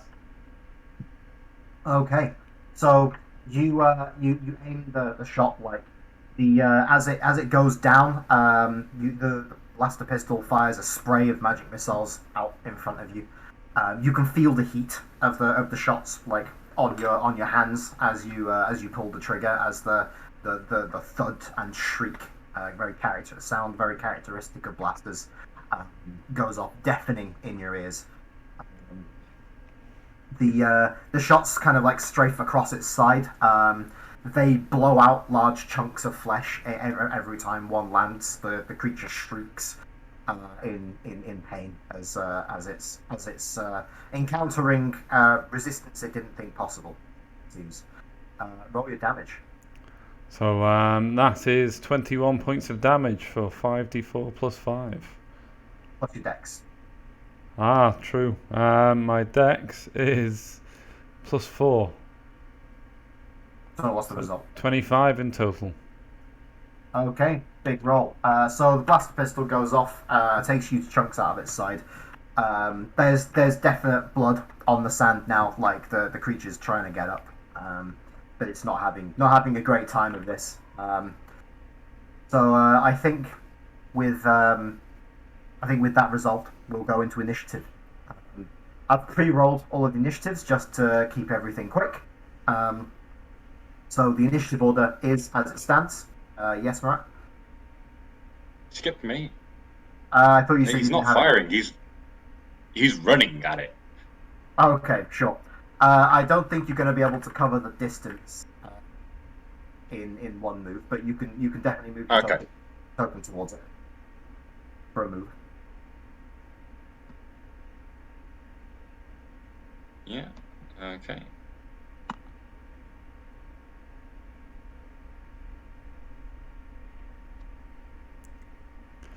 That seems terrifying. So now we're going into initiative. Up first we have Rewi, who will be followed by Zitai, then Cowardice. The T-Rex will then act, and then Garrick will be going last on initiative, step 6. Okay, so up first we have Rewi. You've just shot it. Like, you can see Zitai is charging towards it. Very, very brave, or very, very stupid, or perhaps a little of column A and a little of column B. We'll leave that up to the viewers to decide. But what will Rewi be doing on his first round of combat? The T-Rex is still immobilized, is still trying to get up. Though I will note, answering its shriek of pain and rage, you hear another bellow coming from a little way inland. Oh no. I thought there might be another. This isn't good. But Rewi is going to run along the tree line, kind of trying to hide himself from this T-Rex, using his bonus action of hide. Good old rogue ability. Yes, give me a stealth check. So stealth check is...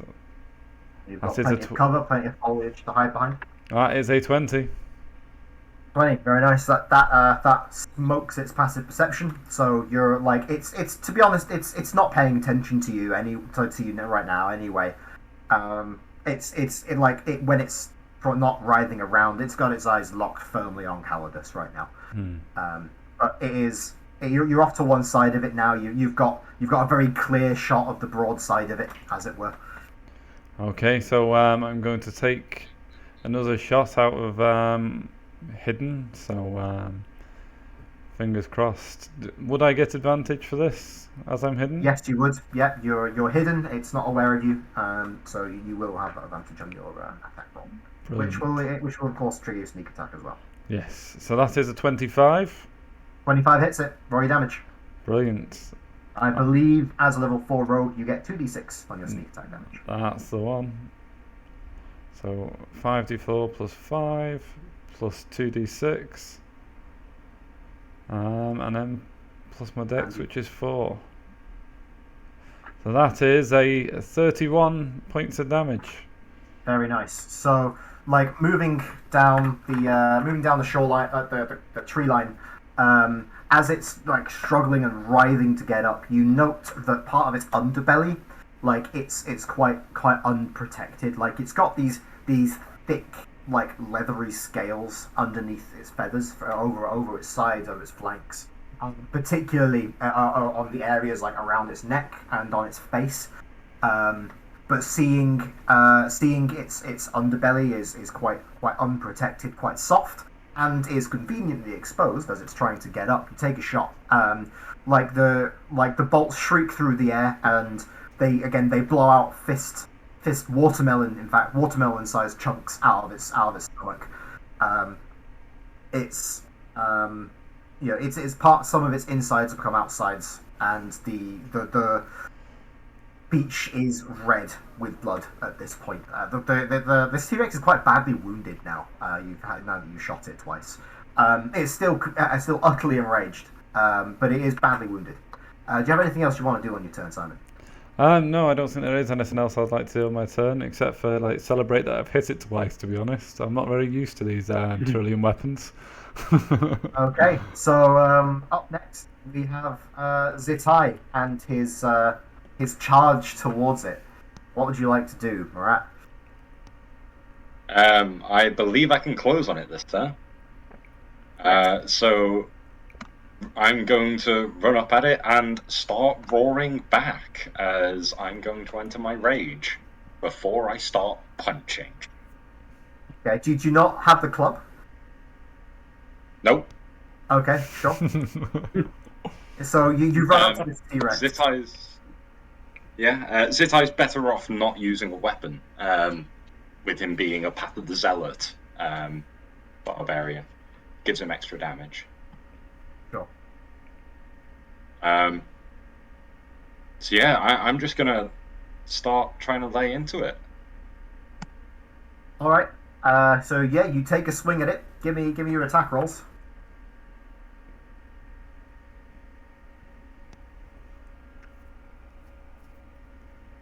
Nope, that's a 7.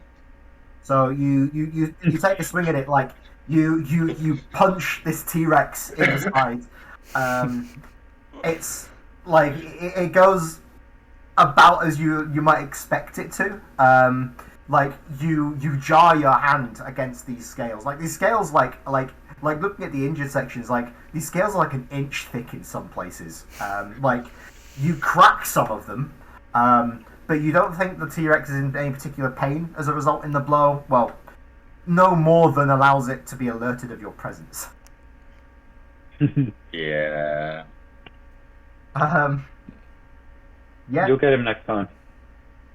You punch the T-Rex. But hey, you know, there's an ally within 5 feet now. Sneak attack will be able to proc even without advantage. Brilliant. That's the real reason. Yeah, that was my plan all along, most definitely. Yeah. So we're up to Cowardice next. Jord, what will Cowardice like to do? He's going to redeem himself of his previous poor marksmanship. Calidus is going to move slightly to be in a better vantage point, right on top of the rocks. Yeah, sure. So the T-Rex can definitely see me now. He knows exactly where I am. I'm on the rocks, right ahead of him. And I'm going to go for another attack with my blaster rifle. You get an attack roll. Okay. Bam, bam, bam. So I roll. Oh. 21. 21 hits, roll your damage. So it'll be a number of d4 equal to the setting you had, plus that number again, plus your dexterity. I'm going to go for 4d4 again. So it'll be 4d4 plus 4 plus your dex. Plus 4 plus my dex, which is 5. So I hit. Hold on. There we go. So I hit 18. 18 damage. Okay, so as it's writhing to get up, you fire a short burst. The blaster rifle, it kind of bucks and kicks into your shoulder and your hand. You're able to keep it steady though, and accounting for the slightly misaligned sights, you're able to hit it the second time round. The shots strafe across like its neck and part of its back, blasting more feathers and scales away from it. Again, it bellows in pain. Yeah, do you have anything else you'd like to do, George? No, I'm staying on the rocks, looking like a massive target. Blasting chunks out of this T-Rex. I'm happy with where I'm standing. Yeah, the T-Rex kind of like it stands up again, like it goes to lunge forwards towards Cowardice. It like its feet are stuck fast in this ice that Garrick summoned. It can't move, so it can't get you, so it decides to go for the next easiest meal. Looking down and to its right, having just punched it in the leg, it sees Zitai, and it will make its attacks against you.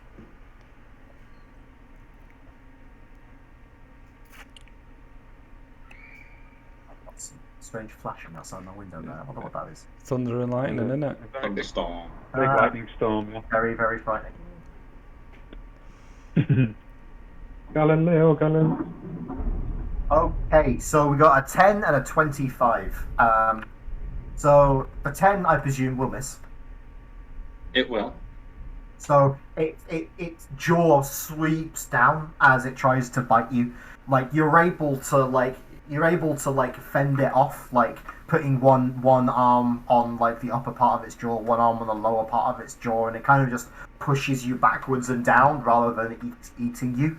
You're unable to keep its jaw from closing, of course. It's just much stronger than you, but you're able to stop yourself going in. As you're reeling and stumbling from the effort, you get clouted from the side from an angle you didn't expect, as the end of its tail has whipped around and hit you in the side.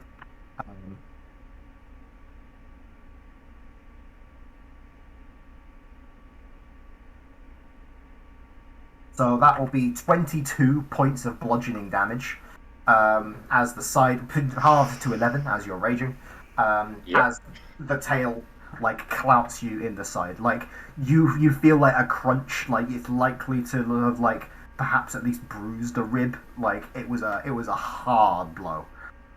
Like it sends you staggering and reeling, but you're still standing. I'd say that there's been barroom brawls where you've taken harder hits than that, but that probably wouldn't be true. Perhaps if 10 men swung a bench at you, it might produce a similar effect, but you've never had the pleasure. He didn't hit as hard as the ground. Yeah. All right. So last but not least, we have Garrick. You can see Zitai has been slightly mauled by the T-Rex, but it definitely could have been worse. The T-Rex doesn't seem to have like really tried to break the ice. It's just gone for the nearest threat by the look of it.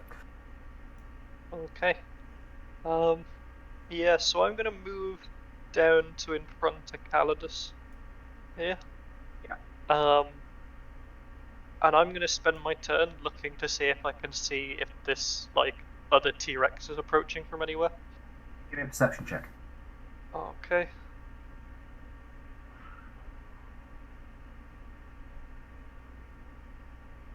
Not good. 4. Right now, like the T-Rex that has been shot several times is bellowing so loud, and the blaster shots are like ringing in your ears still. Like it's difficult to make anything out right now. Though you can even hear your own blood in your ears, like your adrenaline's going so high right now. Okay. Yeah, I think I'll just keep myself there. Yeah, sure. And that'll be it for me. Stay deprioritized. Yep. Sure. So at this point, you'll be able to hear some crashing in the woods from some direction. It's getting closer. You think it might be perhaps 6 or 12 seconds before it arrives. With the strange multiples of 6 that the world seems to run on. So back up to the top of the initiative order, we have Rowie. You shot it. You've moved along the brush. You've hidden. You shot it. You're now visible to it, but you are still in the brush. There's plenty of shots still in your blaster pistol. What would you like to do? I think I'm just gonna simply just shoot it. Like again, there's no point in me moving. I'm quite kind of hidden from anything else, so I'll just shoot it. You won't have advantage, but since Zitai is close to it, you won't need it to in order to proc your sneak attack. That's it. So fingers crossed. I don't need the advantage. You never know. Sorry, just trying to find my attack modifier. It's all right. Plus I've 4. done a combat with these characters. We're gonna be a little rusty at least. So it's a 19. 19's not a hit. Roll your damage. Right. That is 5d4 plus 5, and I get my sneak attack.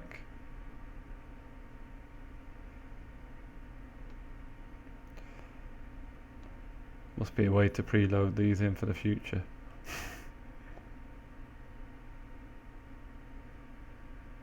There we go. That is 26.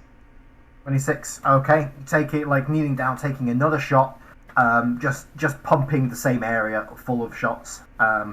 You're able to deal significant serious damage to this T-Rex. It's looking around wildly in your direction now. It seems to have clocked like where most of like these strange flashing lights that blast bits out of it are coming from, and it locks eyes with you. Okay, that's not good. But I've got trees I can hide in. Sure. Are you bonus action hiding? So yeah, I'm going to run like into the trees a bit more and hide. Okay. Give me a stealth check. Okay. This is one I do know off by heart already. That is 21. 21. Yeah, you melt into the trees. Like, it can't see you anymore. But like, if there's one thing you've learned about these so far, they do have a good sense of smell. And give it a little bit of time, it might be able to track you down.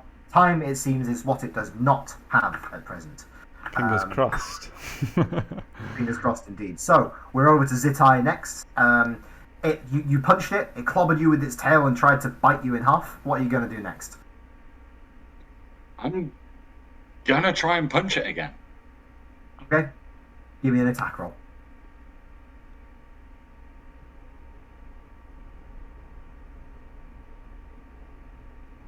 Better than last time, but probably still not enough with an 11. Falls a little bit short of its armor class, unfortunately.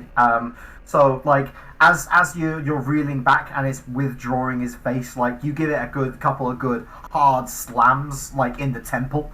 Like, that'd be enough to, like, you've put a man out with that kind of right hook before. But, like, you basically just smack a bone ridge, like, 6 inches thick. Like, it jars your hand again. The T-Rex isn't even stunned, unfortunately. It's Cowardice's turn now. I'm gonna fire off my blaster again. I'm making fun of the volley. I'm gonna stay exactly where I am on top of the rocks. Yeah. Big bold target. Firing off my blaster. I'm gonna go for 4 shots again, conserving ammo slightly less than half. Okay. Cool. Trigger this. With me. Okay, so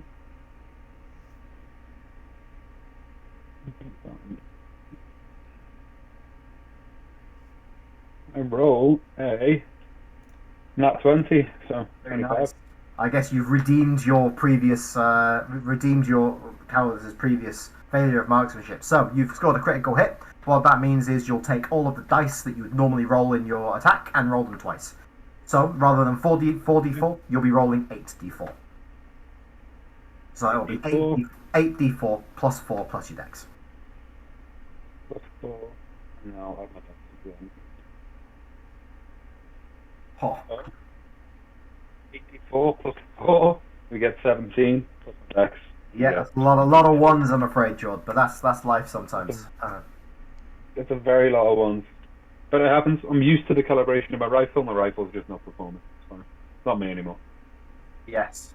So you following Zitai's lead, like as he cracks it around the temple. You line it up. You take a shot.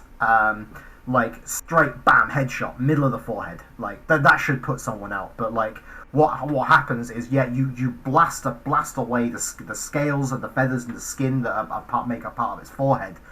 You just reveal, like, you just put a crater in solid bone. Like, it's a serious hit. The creature sure felt that. Its ears will be ringing. But it seems that its head is ridiculously well protected. You're not sure where the room for a brain is up there. Presumably it's not very big.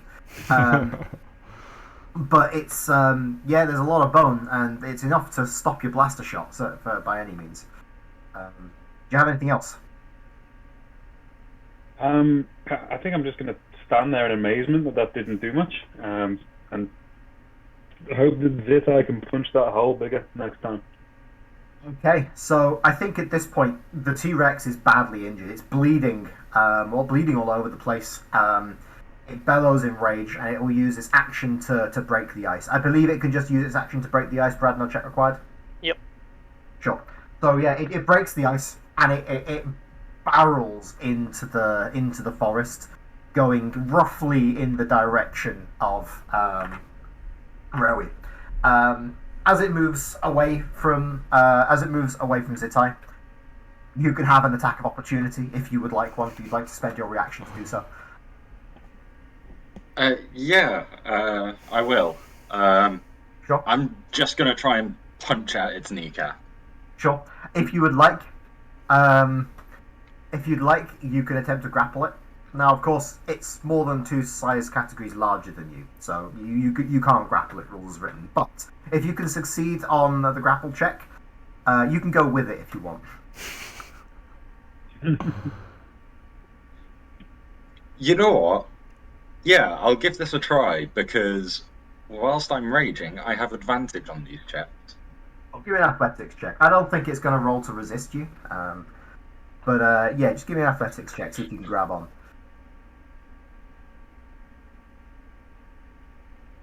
Okay, so that will be a 19. 19. Yeah. Okay. So as it barrels with great speed into the tree line, like you're able to you grab on to like this chunk of broken scale that's still attached to its leg, and you get whipped along with it. It barrels straight into the tree line. I will move its token now.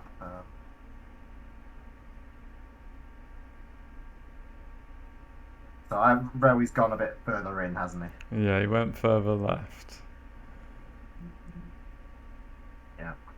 So yeah, it goes past Rowie, but it's just going into the tree line looking for it. It is in the trees now. Shots taken from outside the trees we will consider the T-Rex to be in partial cover, so we'll get a bonus to its armor class if you're like too far away shooting through too many trees. But yeah, that's what it does. So last but not least, Brad, we're on to Garrick again. Yeah. I think I'm just going to preserve my safety a little bit more here, because yeah, sure. I'm going to cast Mage Armor on myself, but I'm going to use sorcery points to extend and spell it. Okay. So it'll last longer. Sure. So you have Mage Armor, like you're well protected. What does Mage Armor look like? I think an almost kind of like shimmering, almost translucent layer of like energy appears around my form.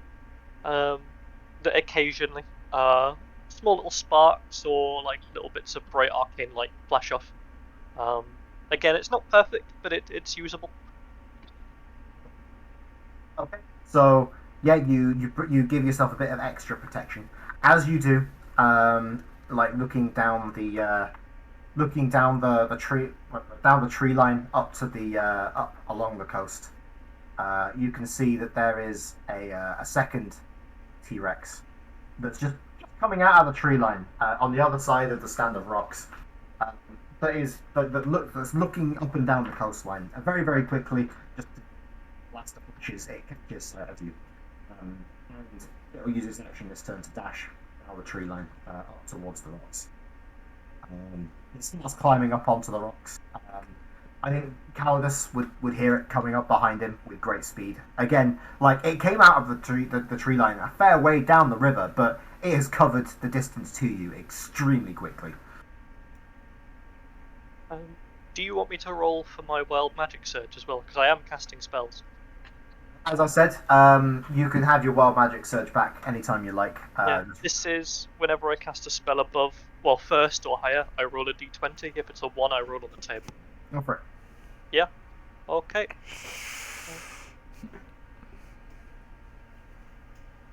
I'm good. Nothing happens right now. Okay. So, yeah, the second T-Rex has made an appearance. We're on to Rowie's turn. So the T-Rex has smashed through the tree line. It's just bashing trees aside as it goes. Like like one palm tree that it just goes into almost bodily, like bends like like 20 or 30 degrees, and you can see like a split forms up the middle of the tree as like the wood splits as it's being bent too far by this T-Rex as it's barreling through. I guess all I can do is kind of hunch down a bit and shoot it, because it's very close now, and hopefully I can shoot it in something vital so it stops wanting to eat me. Yeah. So give me an attack roll. Sure thing. So on the battle map, we had you 5 feet away from it. Are you moving away from it? No, not yet, because I'm hoping not to have to move away from it. I'm hoping for it to be dead. Do I get advantage because I'm shooting from hidden? You are, yes, and despite the fact that you're using a ranged weapon in melee, pistols are short enough that you don't need to worry about that. Ah, brilliant. So that is a 17. 17 hits, roll your damage. Oh, sorry, no, that's a 15. 15, oh, I'll double check that one. 15 does hit, roll your damage. Phew. 5d4 plus 2d6 plus 5 plus 4. That is 25 points of damage. 25. Okay. Is it dead yet? Yeah, you rake the side of it with blaster shots. Like you shoot it in the leg. Just 'cause it's very close to you, pretty much point blank, very easy to hit. Like you blast out part of like its calf. There's this huge tendon there that connects the back of its foot claw thing to like this nodule of bone halfway up its leg. You shoot that several times, hoping to like hoping to Achilles tendon it, as it were. But like you shoot it full power with a blaster pistol, it just doesn't snap. Like the flesh gets blasted away around it, but like this tendon is heavy duty. It's badly damaged, but it can still walk. It turns and it looks at you. So as a bonus action, cunning thing, I'm going to disengage, and I'm going to kind of run out into like the beach, not obviously knowing about the second T-Rex yet. Yeah, sure. That's fine. Move yourself where you'd like to go.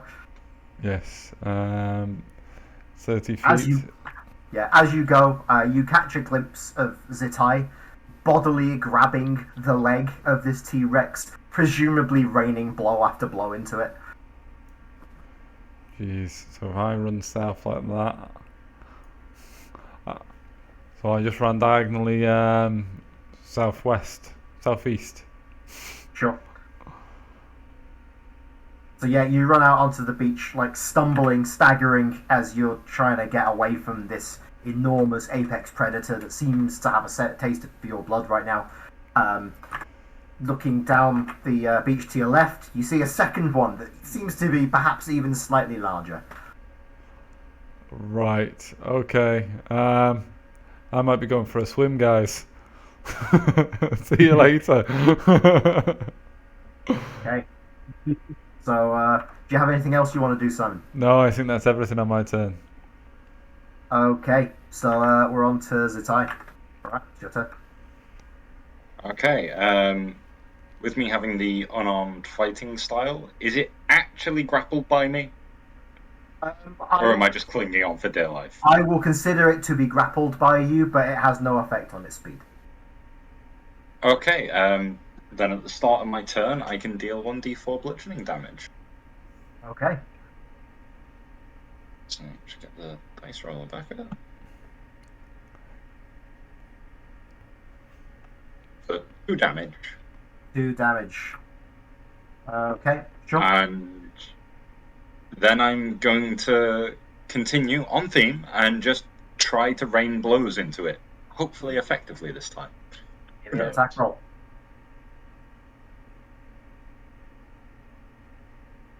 No, it's a nat 1 for a 6. Yeah, so Dice are not on my side today. yeah, you keep raining blows into it. Any of these haymakers would be a bone breaker. But the bones you're dealing with here are just like 10 inches thick. Like you bruise the flesh badly, but like it's already been shot to bits in a lot of places. Adding insult to injury, perhaps, but insult never killed anybody. So, do you have anything else? Yeah, unless you're a bard. Would you have anything else? Like no, I'm just going to keep clinging on. I'm too enraged to think of a different plan. Okay. So, George, we're on to cowardice. I think I'll give you this one for free. You can hear the thing coming up behind you. I'm going to make a bit of a dash for the tree line. I mean, yeah, sure. So I think this thing knows that its friend, its partner, whatever sort of weird lizard relationship they have going on, is seriously hurt, and I don't think it thinks we're friendly. I think it knows we're a threat. I'm going to pelt up into the tree line. Okay. So bear in mind, you're on a low gravity planet. Your movement speed will be halved for a little while, so you'll be able to move 15 feet and another 15 feet if you dash. I think I'll make it to about. I was here. I think 1, 2, 3. I'll get slightly into the tree line there. Yeah, for sure. That's enough for me. From here, do I have a clean shot onto our slightly ripped to bits T-Rex? Not really, no. As you look towards it, like there are 3 or 4 trees that are like on the line between you and it. Like you can shoot between the trees, like without too much of a problem. Like it'll have a +2 bonus to its armor class. But like if any of the shots hit one of the trees, it will stop it. Okay, I'm just gonna go for it. I'm gonna go for the shot through the trees. Okay. Give me an attack roll.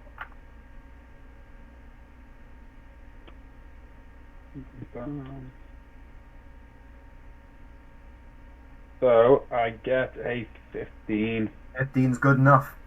Roll your damage. 15 Brilliant. is in fact exactly on its armor class with its +2 from the trees. I am going to scale my rifle up to 10 shots. Okay, cool. So 10d4 +4 and then +5. 10d4 +10 because you're rolling 10 of them. So that would be an extra 6 on that, bring it up to 39 plus your dex. 39 +5, so we hit 44. 44 damage. Big damage. So like you take a second, you adjust the dial on the side of the blaster rifle. You set your blaster to kill, as it were.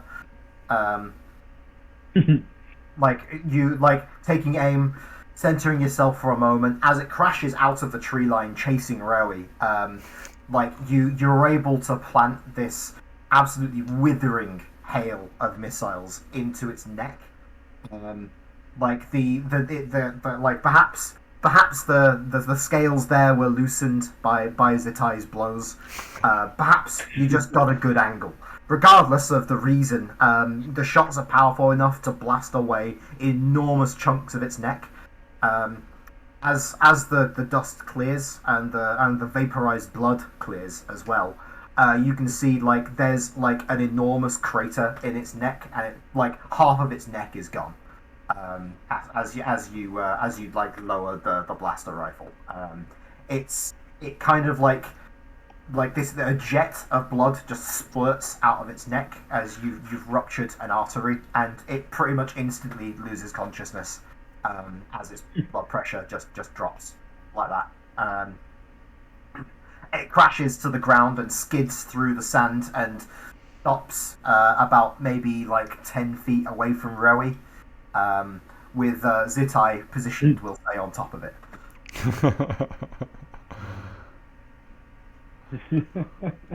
Phew. Farewell, T-Rex. I'm happy with that result. I'm also terrified that whatever we've just killed, its partner, friend, and as I say, whatever strange lizard relationship they've got going on, is not going to be happy with what I've just done.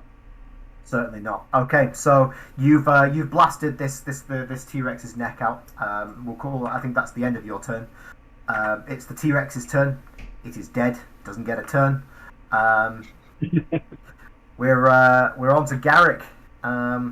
You've seen a fully powered shot from a blaster rifle has just taken down the first T-Rex. The other one is hot on Cowardice's tail though. It's gonna reach him in a second. Okay, let's see if this works a second time. I'll Okay. cast Rome's Binding Ice again. It'll be a Constitution saving throw, DC 14. That's a 3 on the D20. It fails. It's 0. Okay, so I 3d8 damage as well, so I'll roll that real quick as well.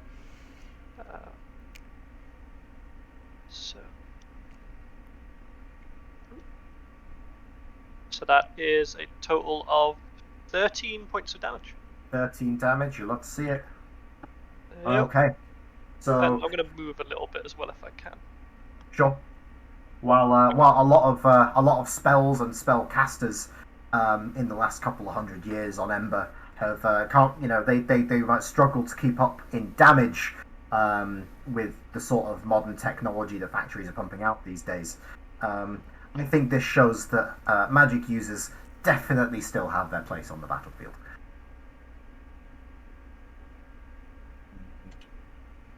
Okay. So, do you have anything else, Brad? Nope, I'm all done now. All right. So we're on to its turn now. It kind of like stops in its tracks, like skids to a halt, much as the other one did. It seems very, very confused.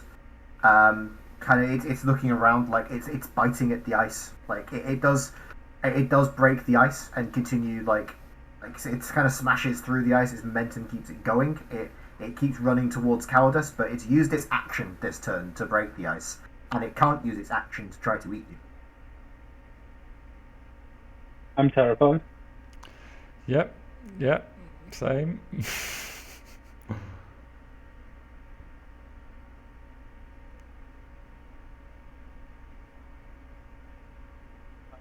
So, I believe next we're on to Rowy's turn. Yes. After I finish having my heart attack from a dead T-Rex sliding towards me, I guess I'll like look up and see the other one like heading towards the trees, and go, well, I guess I shoot it again. What I'll do is I will hide behind his dead comrade. And use him as a shooting post and shoot him. Give me an attack roll.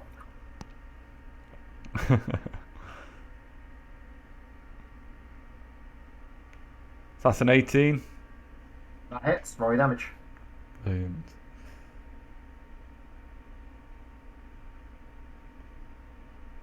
Plus 5 plus 4.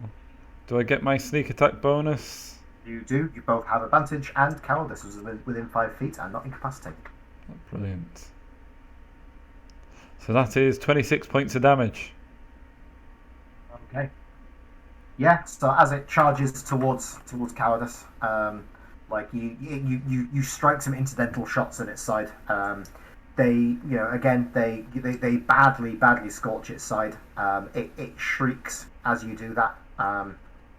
Partially because of the shots and partially because it caused it to glance over at you and sees the corpse of its companion. But yeah, you got anything else? No, I think that's it. All right. On to Zitai next. Well, it hasn't killed him yet, so he's gonna run at this T-Rex as well. Okay, so you're dashing over. Remember, you're at half speed because you've not had a chance to get used to the gravity yet. Yeah. So yeah, I'm gonna dash over, roaring as loud as I can at the T-Rex.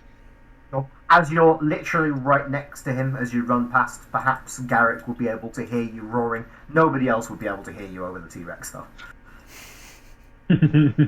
Fair. Okay. Right then. So, to Calidus's turn. There's a T-Rex bearing down on you. It looks like it's about to try and eat you. You can use your action this turn to disengage from it and run, or you could try and shoot it, though it's a bit close to use a blaster rifle on. Like, the rifle's a bit long to bring to bear here. Yeah, I'm thinking that. I think I'm going to have to use my action to disengage and try and get away from this thing. Okay, cool. And I probably want to get out onto the beach. Cool. So I'm going to dash. I'm going to dash onto the beach and end up somewhere down here. Sure. I think that's going to be my full turn, though. I just need to get away. So you dash away from the creature, like staggering, stumbling. It seems like Zitai has caught its attention, at least somewhat. As you run past it, another target presents itself. As you run, we're on to Garrick's turn. It's also quite close to you. You can smell it, the rancid, rotten flesh on its breath. Okay. Yeah, I'm gonna back up a little bit. Reasonable. Yeah, Understandable. Have a nice day. Yep, 10 feet here. Then I'm going to cast a... Yeah, I'm going to cast a Mind Sliver at it. Okay. So it must succeed on an intelligence saving throw. Yeah. Alright, so 1d20 minus 4 for its intelligence saving throw. Okay, yep, DC 14. It has an 8. So it fails. Okay. Yep, it takes a total of 2 psychic damage here. Sure. But the next saving throw it makes before the end of my next turn, it will subtract a d4 from it. Okay, cool. So yeah, you utter an incantation. You might be able to notice its nose bleed, perhaps, if you really paid close attention. But I don't think anybody has time for that now. No, more focused on its teeth. Yes. Okay. That's it for me. All right. So it raises its head into the air and it roars. And as it does so, it brings its head back down and it attempts to take a bite out of its eye.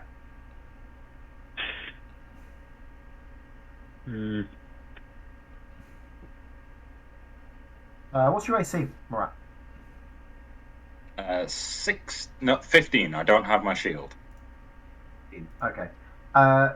Yeah, sure. So, like, it swings its head down to you, but, like, as it does so, it kind of gets caught, like, on a branch. So, like, its head does reach you. Don't get me wrong. Like, the branch just breaks and moves out of the way, but it slows it down enough that you're able to step back out of the way of the head, and it kind of like clumsily brings its tail around, though it doesn't quite reach you now you stepped back, and it's quite kind of off balance due to the branch.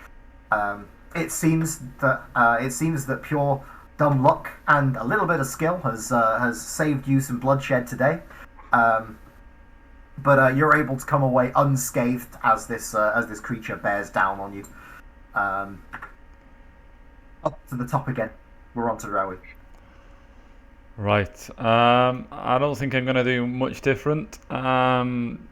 Basically, just hiding behind his dead friend.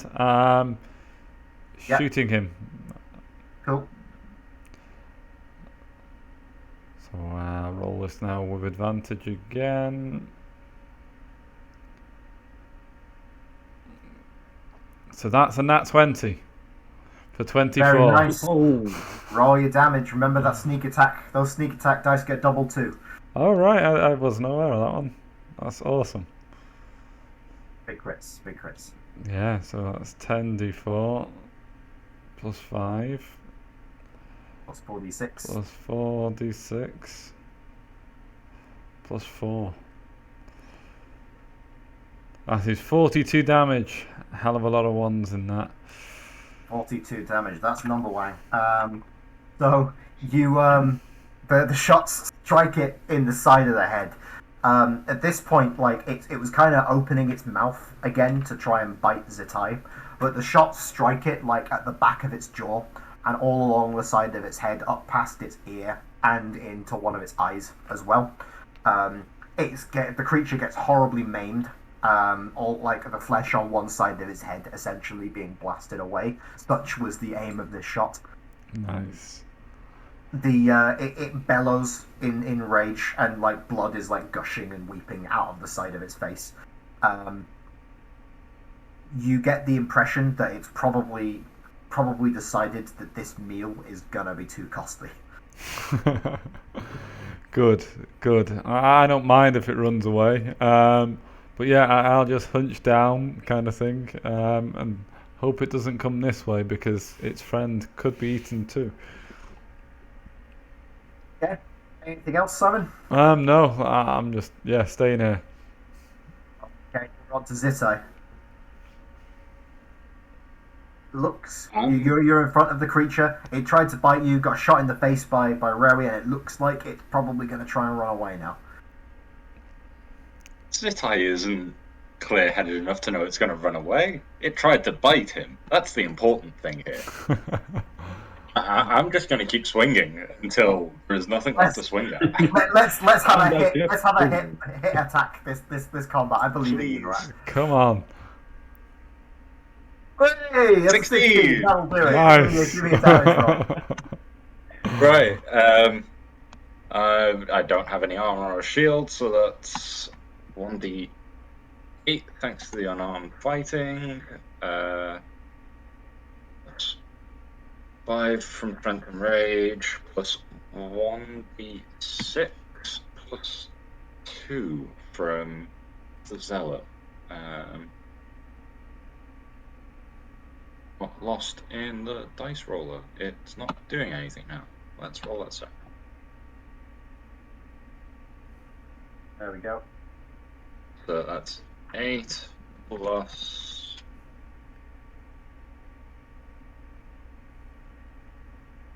6. So 14 damage. Okay. Yeah. So eventually, you as it kind of like rears its head back just before it's able to retract its head, but before it's but after it's had the half of its face blown off. That's when you find your opening. You find like there's a soft piece of muscle that runs from this massive bony structure up on top of its head down to its jaw, which has now been exposed. Like punching that several times and putting your hand in to try to rip it out, you rip off like this huge chunk of muscle, of meat, in your hand, and it bellows in pain and in rage, and now in fear. I bellow back at it. Sure, that happens. So anything else? No. Okay, we're on to cowardice. I think in this moment, I am going to make a dash for it to get into cover with Rary. I'm going to end up at the dead body of this T-Rex's friend, conserving ammo. I can see that it's a bit scared. I'm not too fussed if it runs away as long as it leaves us alone. And I'm going to make it to safety with Rary by the dead T-Rex. Like in the technique you practiced before, you coil yourself up in a single bounding leap. You cover the 30 feet, landing with a slide. I think sliding into cover behind the dead T-Rex. Kicking up a cloud of dust. The two of you sit behind the T-Rex, the dead one, and see the larger of the two, the one with its face shot off by Rewy, turn and start to run. Before it gets the chance, though, Eric will have one more turn. Yep. Yeah, I'm gonna move up a bit. I think another 15 feet. Yep. then I'm gonna cast it again, see, to kind of hold it in place. Okay, This you will be can my make last second level spell. yeah. It has a negative D4 to this because I did hit it with Mind Sliver. Yeah.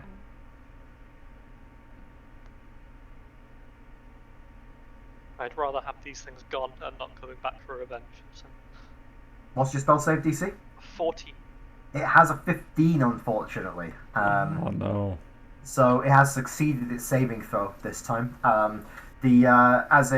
As the ice forms around its legs, you find that like it's just putting on much more momentum than it was before. Like it wasn't like it was being a little careful perhaps before when it was coming towards you, didn't have maximum momentum, but like the ice forms around it and just immediately smashes. Like it stumbles, don't get me wrong, but it's just so big and it has so much momentum that the ice isn't able to slow it down significantly enough.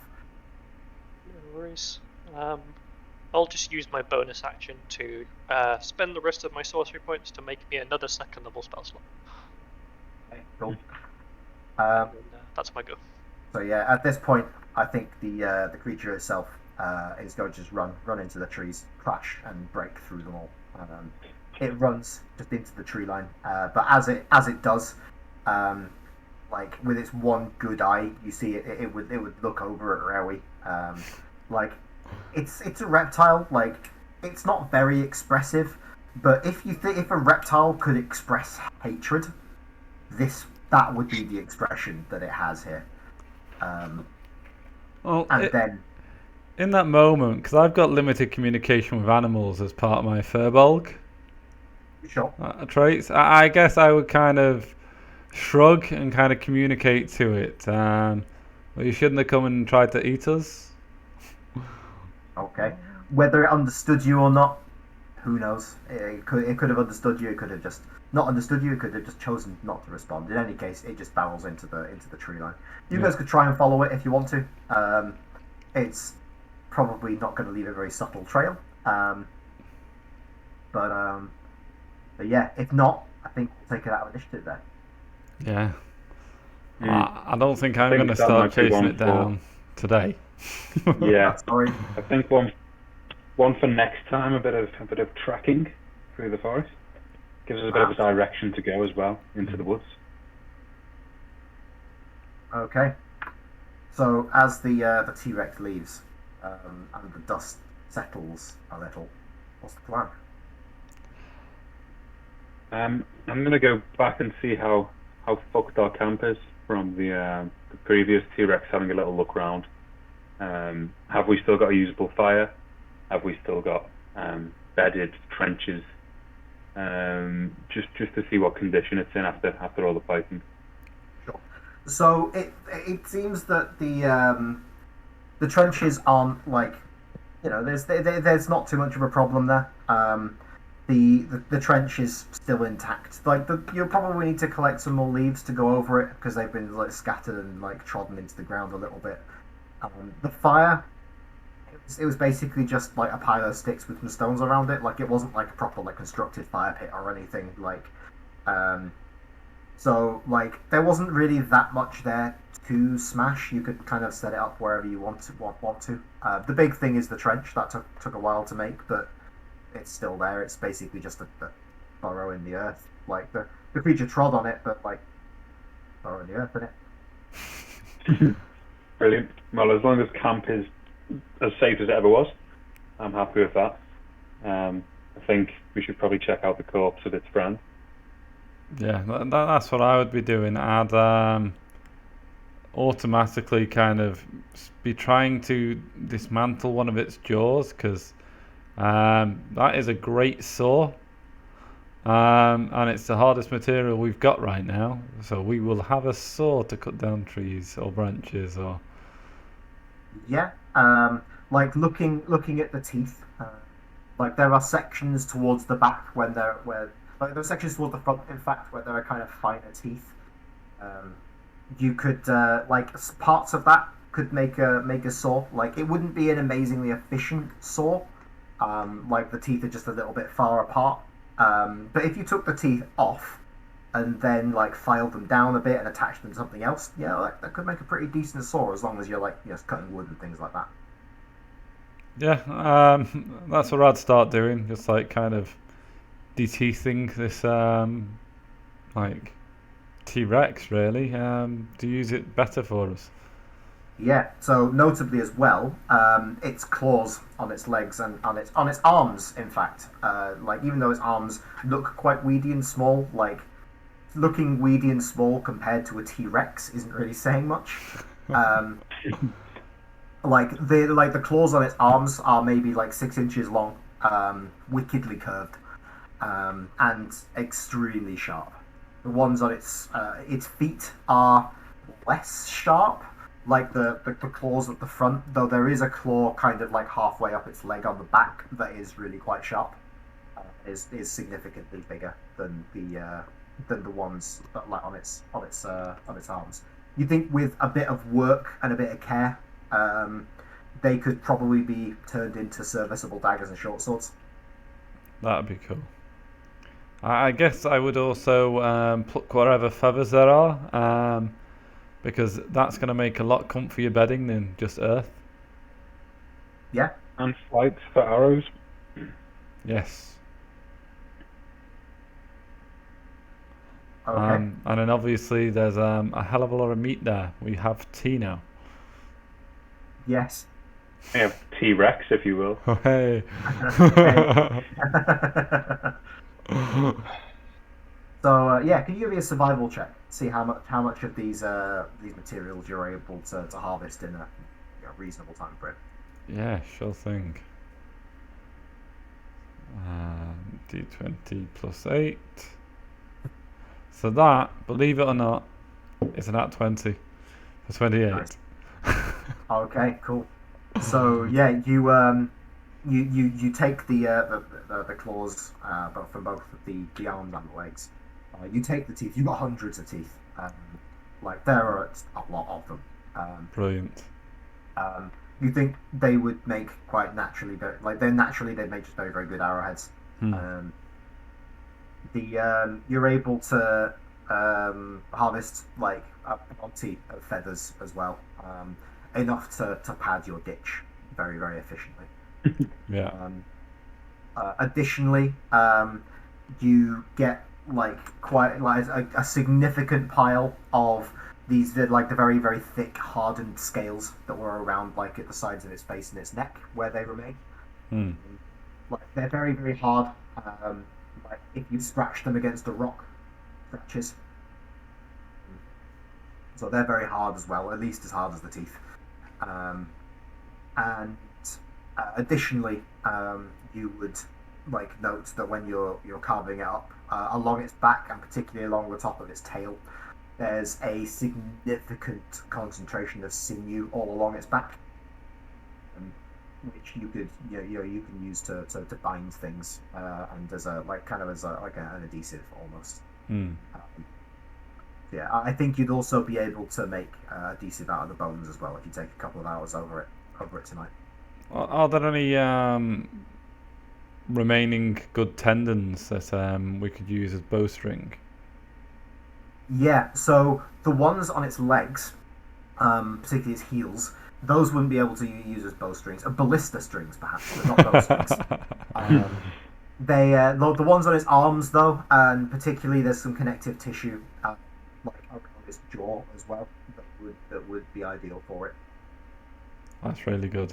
And I think it might be worthwhile, after we've stripped the skeleton of flesh, we can use the rib cage as a shelter, because it's an automatically elevated position for us then, and it's like a skeleton hut. Yeah, I mean you'd have to like it would be like if you wanted to like clean the bones off and like de-meat the bones and just get the rib cage, that would probably be a couple of days' work in itself, to be honest. Yeah.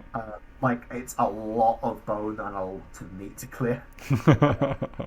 Like this thing's the size of like a transit van, like 2 transit vans back to back. Like this thing's enormous. Like if you hadn't had the blasters, like who knows what you would have done. But yeah, you're able to get plenty of material out of it, and as well, like the meat will go bad before you can finish it. Like, so the meat will probably go bad in a few days, but for that time, you're not going to have to worry about ration bills. Yeah. I guess then we need to think about if we can kind of get the salt from the seawater to extend that period at all. Preserve it. Yeah, if we boil up loads of seawater, use the salt to preserve some more of this meat. Yeah, sure. So if you wanted to boil that much seawater and get enough salt to salt a good chunk of this meat, you're gonna have to build a big fire. Yeah. Well, we have a lot of broken trees around us now. you The issue of a fire bringing more unwanted attention. A fire that big, anyway, with the smoke, we might bring some more unwanted attention. It would have to be a big fire to get a significant amount of salt. I think we're best keeping a bit of a low profile. I have a sneaking suspicion that pointing at the T-Rex corpse is going to draw predators and scavengers anyway. We should probably get away from it, to be honest. We should take the meat we can. I mean, we've got a few days' rations. If we built a smallish fire within its corpse, it would dry it out and cook it at the same time. So it would also, the smoke from the fire would kind of be forced inside of it and kind of diffuse lesser, possibly. It's been a long time since I've done this. T-Rex brisket, are you thinking? Yeah. I was going to say jerky off the bone. Yeah, why not? Will we be able to carry it all? Because if we leave it here, then it's probably going to be taken by other creatures. We could bury it. We could put it in our crashed pod, because we're not going to be the only survivors, surely. But as far as I can tell, in the pod. Yeah, as far as I can tell, there are an abundance of edible creatures around. Yes. We shouldn't struggle for food as long as we can hunt them. I don't fancy. Only got that large. I don't fancy taking on another T-Rex. Well, you saw those fish earlier, and we have, I believe, those monkey-like creatures that you saw as well. That is there are true. Smaller, less lethal creatures to hunt. Perhaps taking whatever we need to journey inland to begin with. We don't need to spend forever preserving everything. Agreed. I don't think we should take forever, but this could be the best meal we're going to get easily. I think we should have a meal now. We've just fought, so it's good to eat after a good fight. And then we should take what we can carry and head off down the T-Rex track into the jungle. We need to find other survivors, and that's our best path into the actual jungle. It's more than likely going towards higher ground. We can follow it up that way.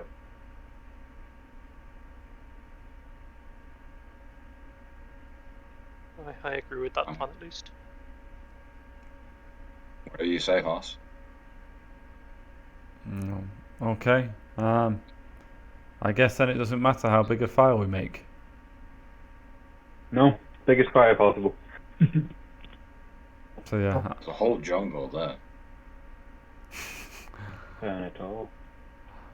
So I think I will aim to kind of try and set a fire, at least like beside the corpse, not in it. Like if I can't do it in it, to just cook as much of the meat as quickly as possible. Because Brewy, obviously from the survival point of view, knows that this is going to be one of the highest calorific kind of meals we're going to have in a long time.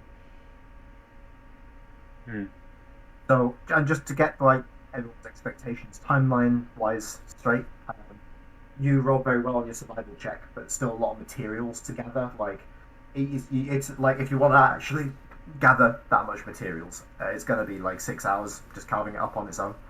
And then by building the fire is relatively easy, but you won't be able to like work on a lot of the creature while the fire's going because it'll be too hot. So how much of this happened relatively early on in the day, maybe like 10 a.m. How much of the day are you spending you know, harvesting material from this T-Rex corpse? So Rowie wants to do it for as long as possible, but it's up to the rest. They will drag him away. I think we'll give you a good 4 hours. I think 2 p.m. is a good time. Yeah. To start making tracks. Sure. Have a late lunch, then head off. Yeah. But you'd be able to get most of the stuff I mentioned before with that. Like, I think that's fine. That's enough time. So yeah. So you get that sorted. Nothing really bothers you until 2 p.m. Then eventually you get ready to make a move. I think what I will say is Rowie would spot while he's cleaning like some. He's stripping the sinew away from the meat on its back. You'd note on the shoreline, on the horizon on the coast, to see, I should say. You can see a couple of dots on the horizon, moving left to right. They're very small, but they're moving quite steadily. I guess I would try to investigate because I don't want to be shouting to everyone what's happening, just in case I don't want to get their hopes up. So I'll try to investigate. I don't know how really I'm going to do that, except for getting closer, possibly, to the shoreline as such. It's quite far out to sea, so walking up to the coast isn't really going to get you that much closer. And there's no mountains around us, as far as I can see. I don't think, is there? So looking back towards shore, you've got the tree line, and then you can't really see anything above the tree line because the tree line is quite tall, and you've got quite a steep angle, so it just kind of goes up into the sky, your sight line. I guess we've got a big fire going. They're going to see us, if anything else. So I guess I'll let the group know, kind of thing. I've just seen something on the water at the horizon. Hopefully it survives and they'll see we've got a fire. Fingers crossed they know this is here. I mean, we can wait out here until they get closer to shore. We've got 6-7 hours of daylight left to burn. So I'm happy to stay while you butcher up your carcass, and we shall await whatever it is. Come a bit close, see what it is. Fingers crossed it's not a big monster. You never know with finding T-Rex. Well, if it's a big monster, we can sacrifice the rest of the T-Rex to it and book it. Yeah, that's true. We've cooked its meal, so it doesn't have to eat us. We can make friends with the looming Cthulhu in the sea with our T-Rex for it. That sounds really good to me. So I guess you stay put for a little while longer. Watch these dots travel left to right. Can you give me perception checks? Anybody who's specifically squinting and trying to make them out. So I'm going to be focused on getting as much out of this carcass. Sure. Roll 19. 19, very nice. So as Caldas is kind of peering out, you think, looking at it, like these three, there's three of them, these three dots, and they're longer than they are tall, and you can see like tiny little specks moving about like on the back of them.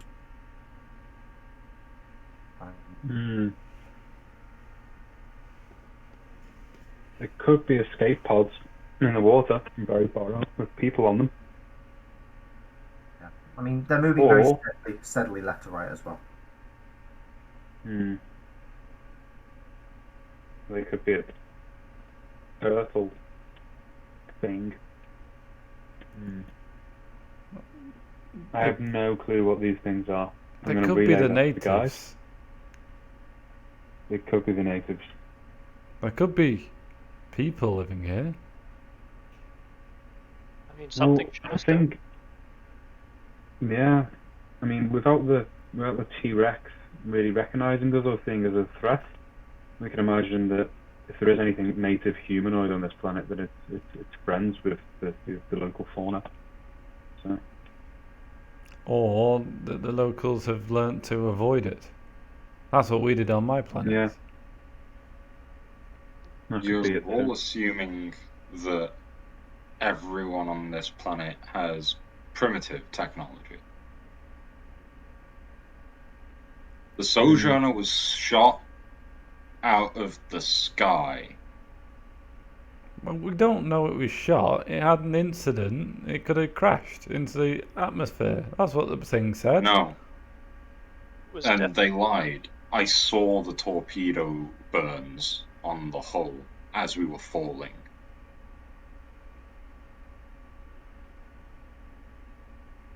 They were in a bit more of a dire situation than we first thought, then. I, for one, think that whatever is coming towards us in the sea there, or bobbing left to right, we've got two options. We can swim out to it, which will be a long swim, or we can make our way into the jungle and take our chances that way. I vote pack up and leave. I vote wait for them. Like, people aren't bad-natured. I think with the few hours we've got left of the carving, we should keep an eye on them, see if they're getting closer. If they are coming towards us, we should probably decide then. If they're just going to pass us by, then we can make a decision later. It's Garrick with a very sensible idea. I think we might have the safest option there. Sounds wise. Okay. So yeah, you get some extra materials, like draw out the carving a little more. So you're keeping an eye on the specks on the horizon. They keep going left to right, and then they disappear over the horizon. In fact, they disappear over the horizon and kind of like go like around like the land head on your right. They just go out of sight. They don't approach you. Ominous. I think then, with our remaining daylight, we should probably hit the hay. We've carved up the T-Rex. We've seen the strange dot wobble around the horizon, and we're definitely tired after that. Well, I know Calidus would be. Like by the time you're completely finished with the T-Rex, it'd be about 4 p.m. So it would leave you, if you wanted to just camp. That would be fine. You'd be able to make some improvements to the campsite with the remaining hours if you wanted to. I think that's probably a good idea. Try and get some T-Rex bones up there to make the campsite a bit more substantial. Perhaps make some better weapons. Tie some of these teeth and things to sticks. That sounds like a great idea. A couple of spears, a couple of javelins, maybe a bow. Yeah, the blasters are extremely powerful, but you've got no way of recharging those mana crystals. 32 shots left in mine, which is not going to be enough after that fight. Yeah, you could fire it, 3 times full strength now? Yep, which isn't great. I think the idea is to make a bow myself. A bow and some arrows. Yeah, I think that would be a great idea, Calidus. I will assist with that if you don't mind. I very much encourage your assistance with it. Sure. I'm not too great myself. So I think I think we can do survival here. Mechanical engineering will be fine. Survival would also be fine. Whichever cowardice would prefer to roll. I'll go for survival, I think. Yeah. Sure. That would me. You'll be able to roll twice and pick the highest, because you have the help of a somebody who knows how to make a bow. Okay, so the first roll is 16, the second roll is 17. So I'll pick 17. Nice. Okay. So, like you you'd spend an hour or so like searching around for like a good like likely branch, like nice and straight with no knots in it, of a reasonable thickness.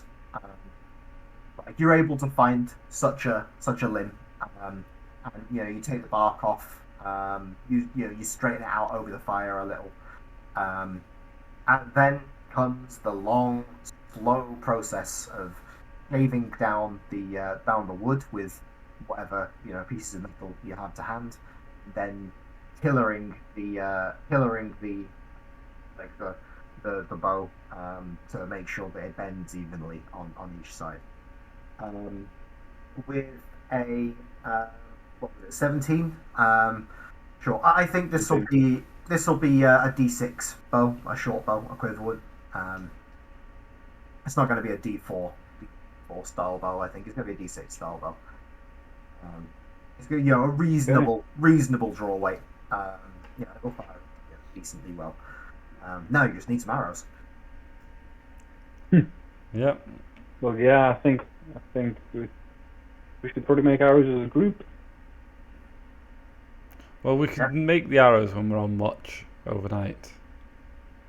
Yeah. Obviously, we can make them now as well, but arrows are going to be expendable. We'll need many arrows. A lot of them, yeah. Perhaps a couple spears or something similar. Yes. During the day. I'll collect any sticks that might look like good arrow shafts that we might be able to turn into them at least.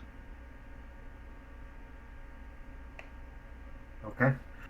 So with the rest of you gathering materials from your surroundings, you're able to get some reasonably straight, thin pieces of wood to use as arrow shafts. You've got plenty of feathers from the T-Rex, of course, and plenty of arrowheads in the teeth. But yeah, you have enough materials to make some arrows over your watches for the bow you've made. As you guys are preparing to make your camp, I think that's a reasonable place to make the cut for this episode. Having survived your first full day on Shrike, having killed one T-Rex and faced off another, not too many groups of explorers can say they've done that. Yeah, luckily survived somehow. Yeah, so thank you for watching, everybody. Thank you for coming. We've been the 5e Frontier. I've been Patrick, the GM, and I think that's where we'll leave it. Thank you for coming. You'll be able to pick up this episode on YouTube if you want to rewatch it. Check out our socials. We're on Twitter, we're on Instagram, we're on Facebook. If you subscribe to them, you'll be able to stay up to date with all the latest news. We make posts on there reasonably regularly with all sorts of supplemental content and things. So stay tuned there. We'll be back here at the same time next week, 7:30 BST on Mondays, for the next episode, in which our bold adventurers will be heading into the forest, by the sounds of it, to experience Strike proper, and we shall see then what they shall find. Alright, well, thank you for coming, everybody.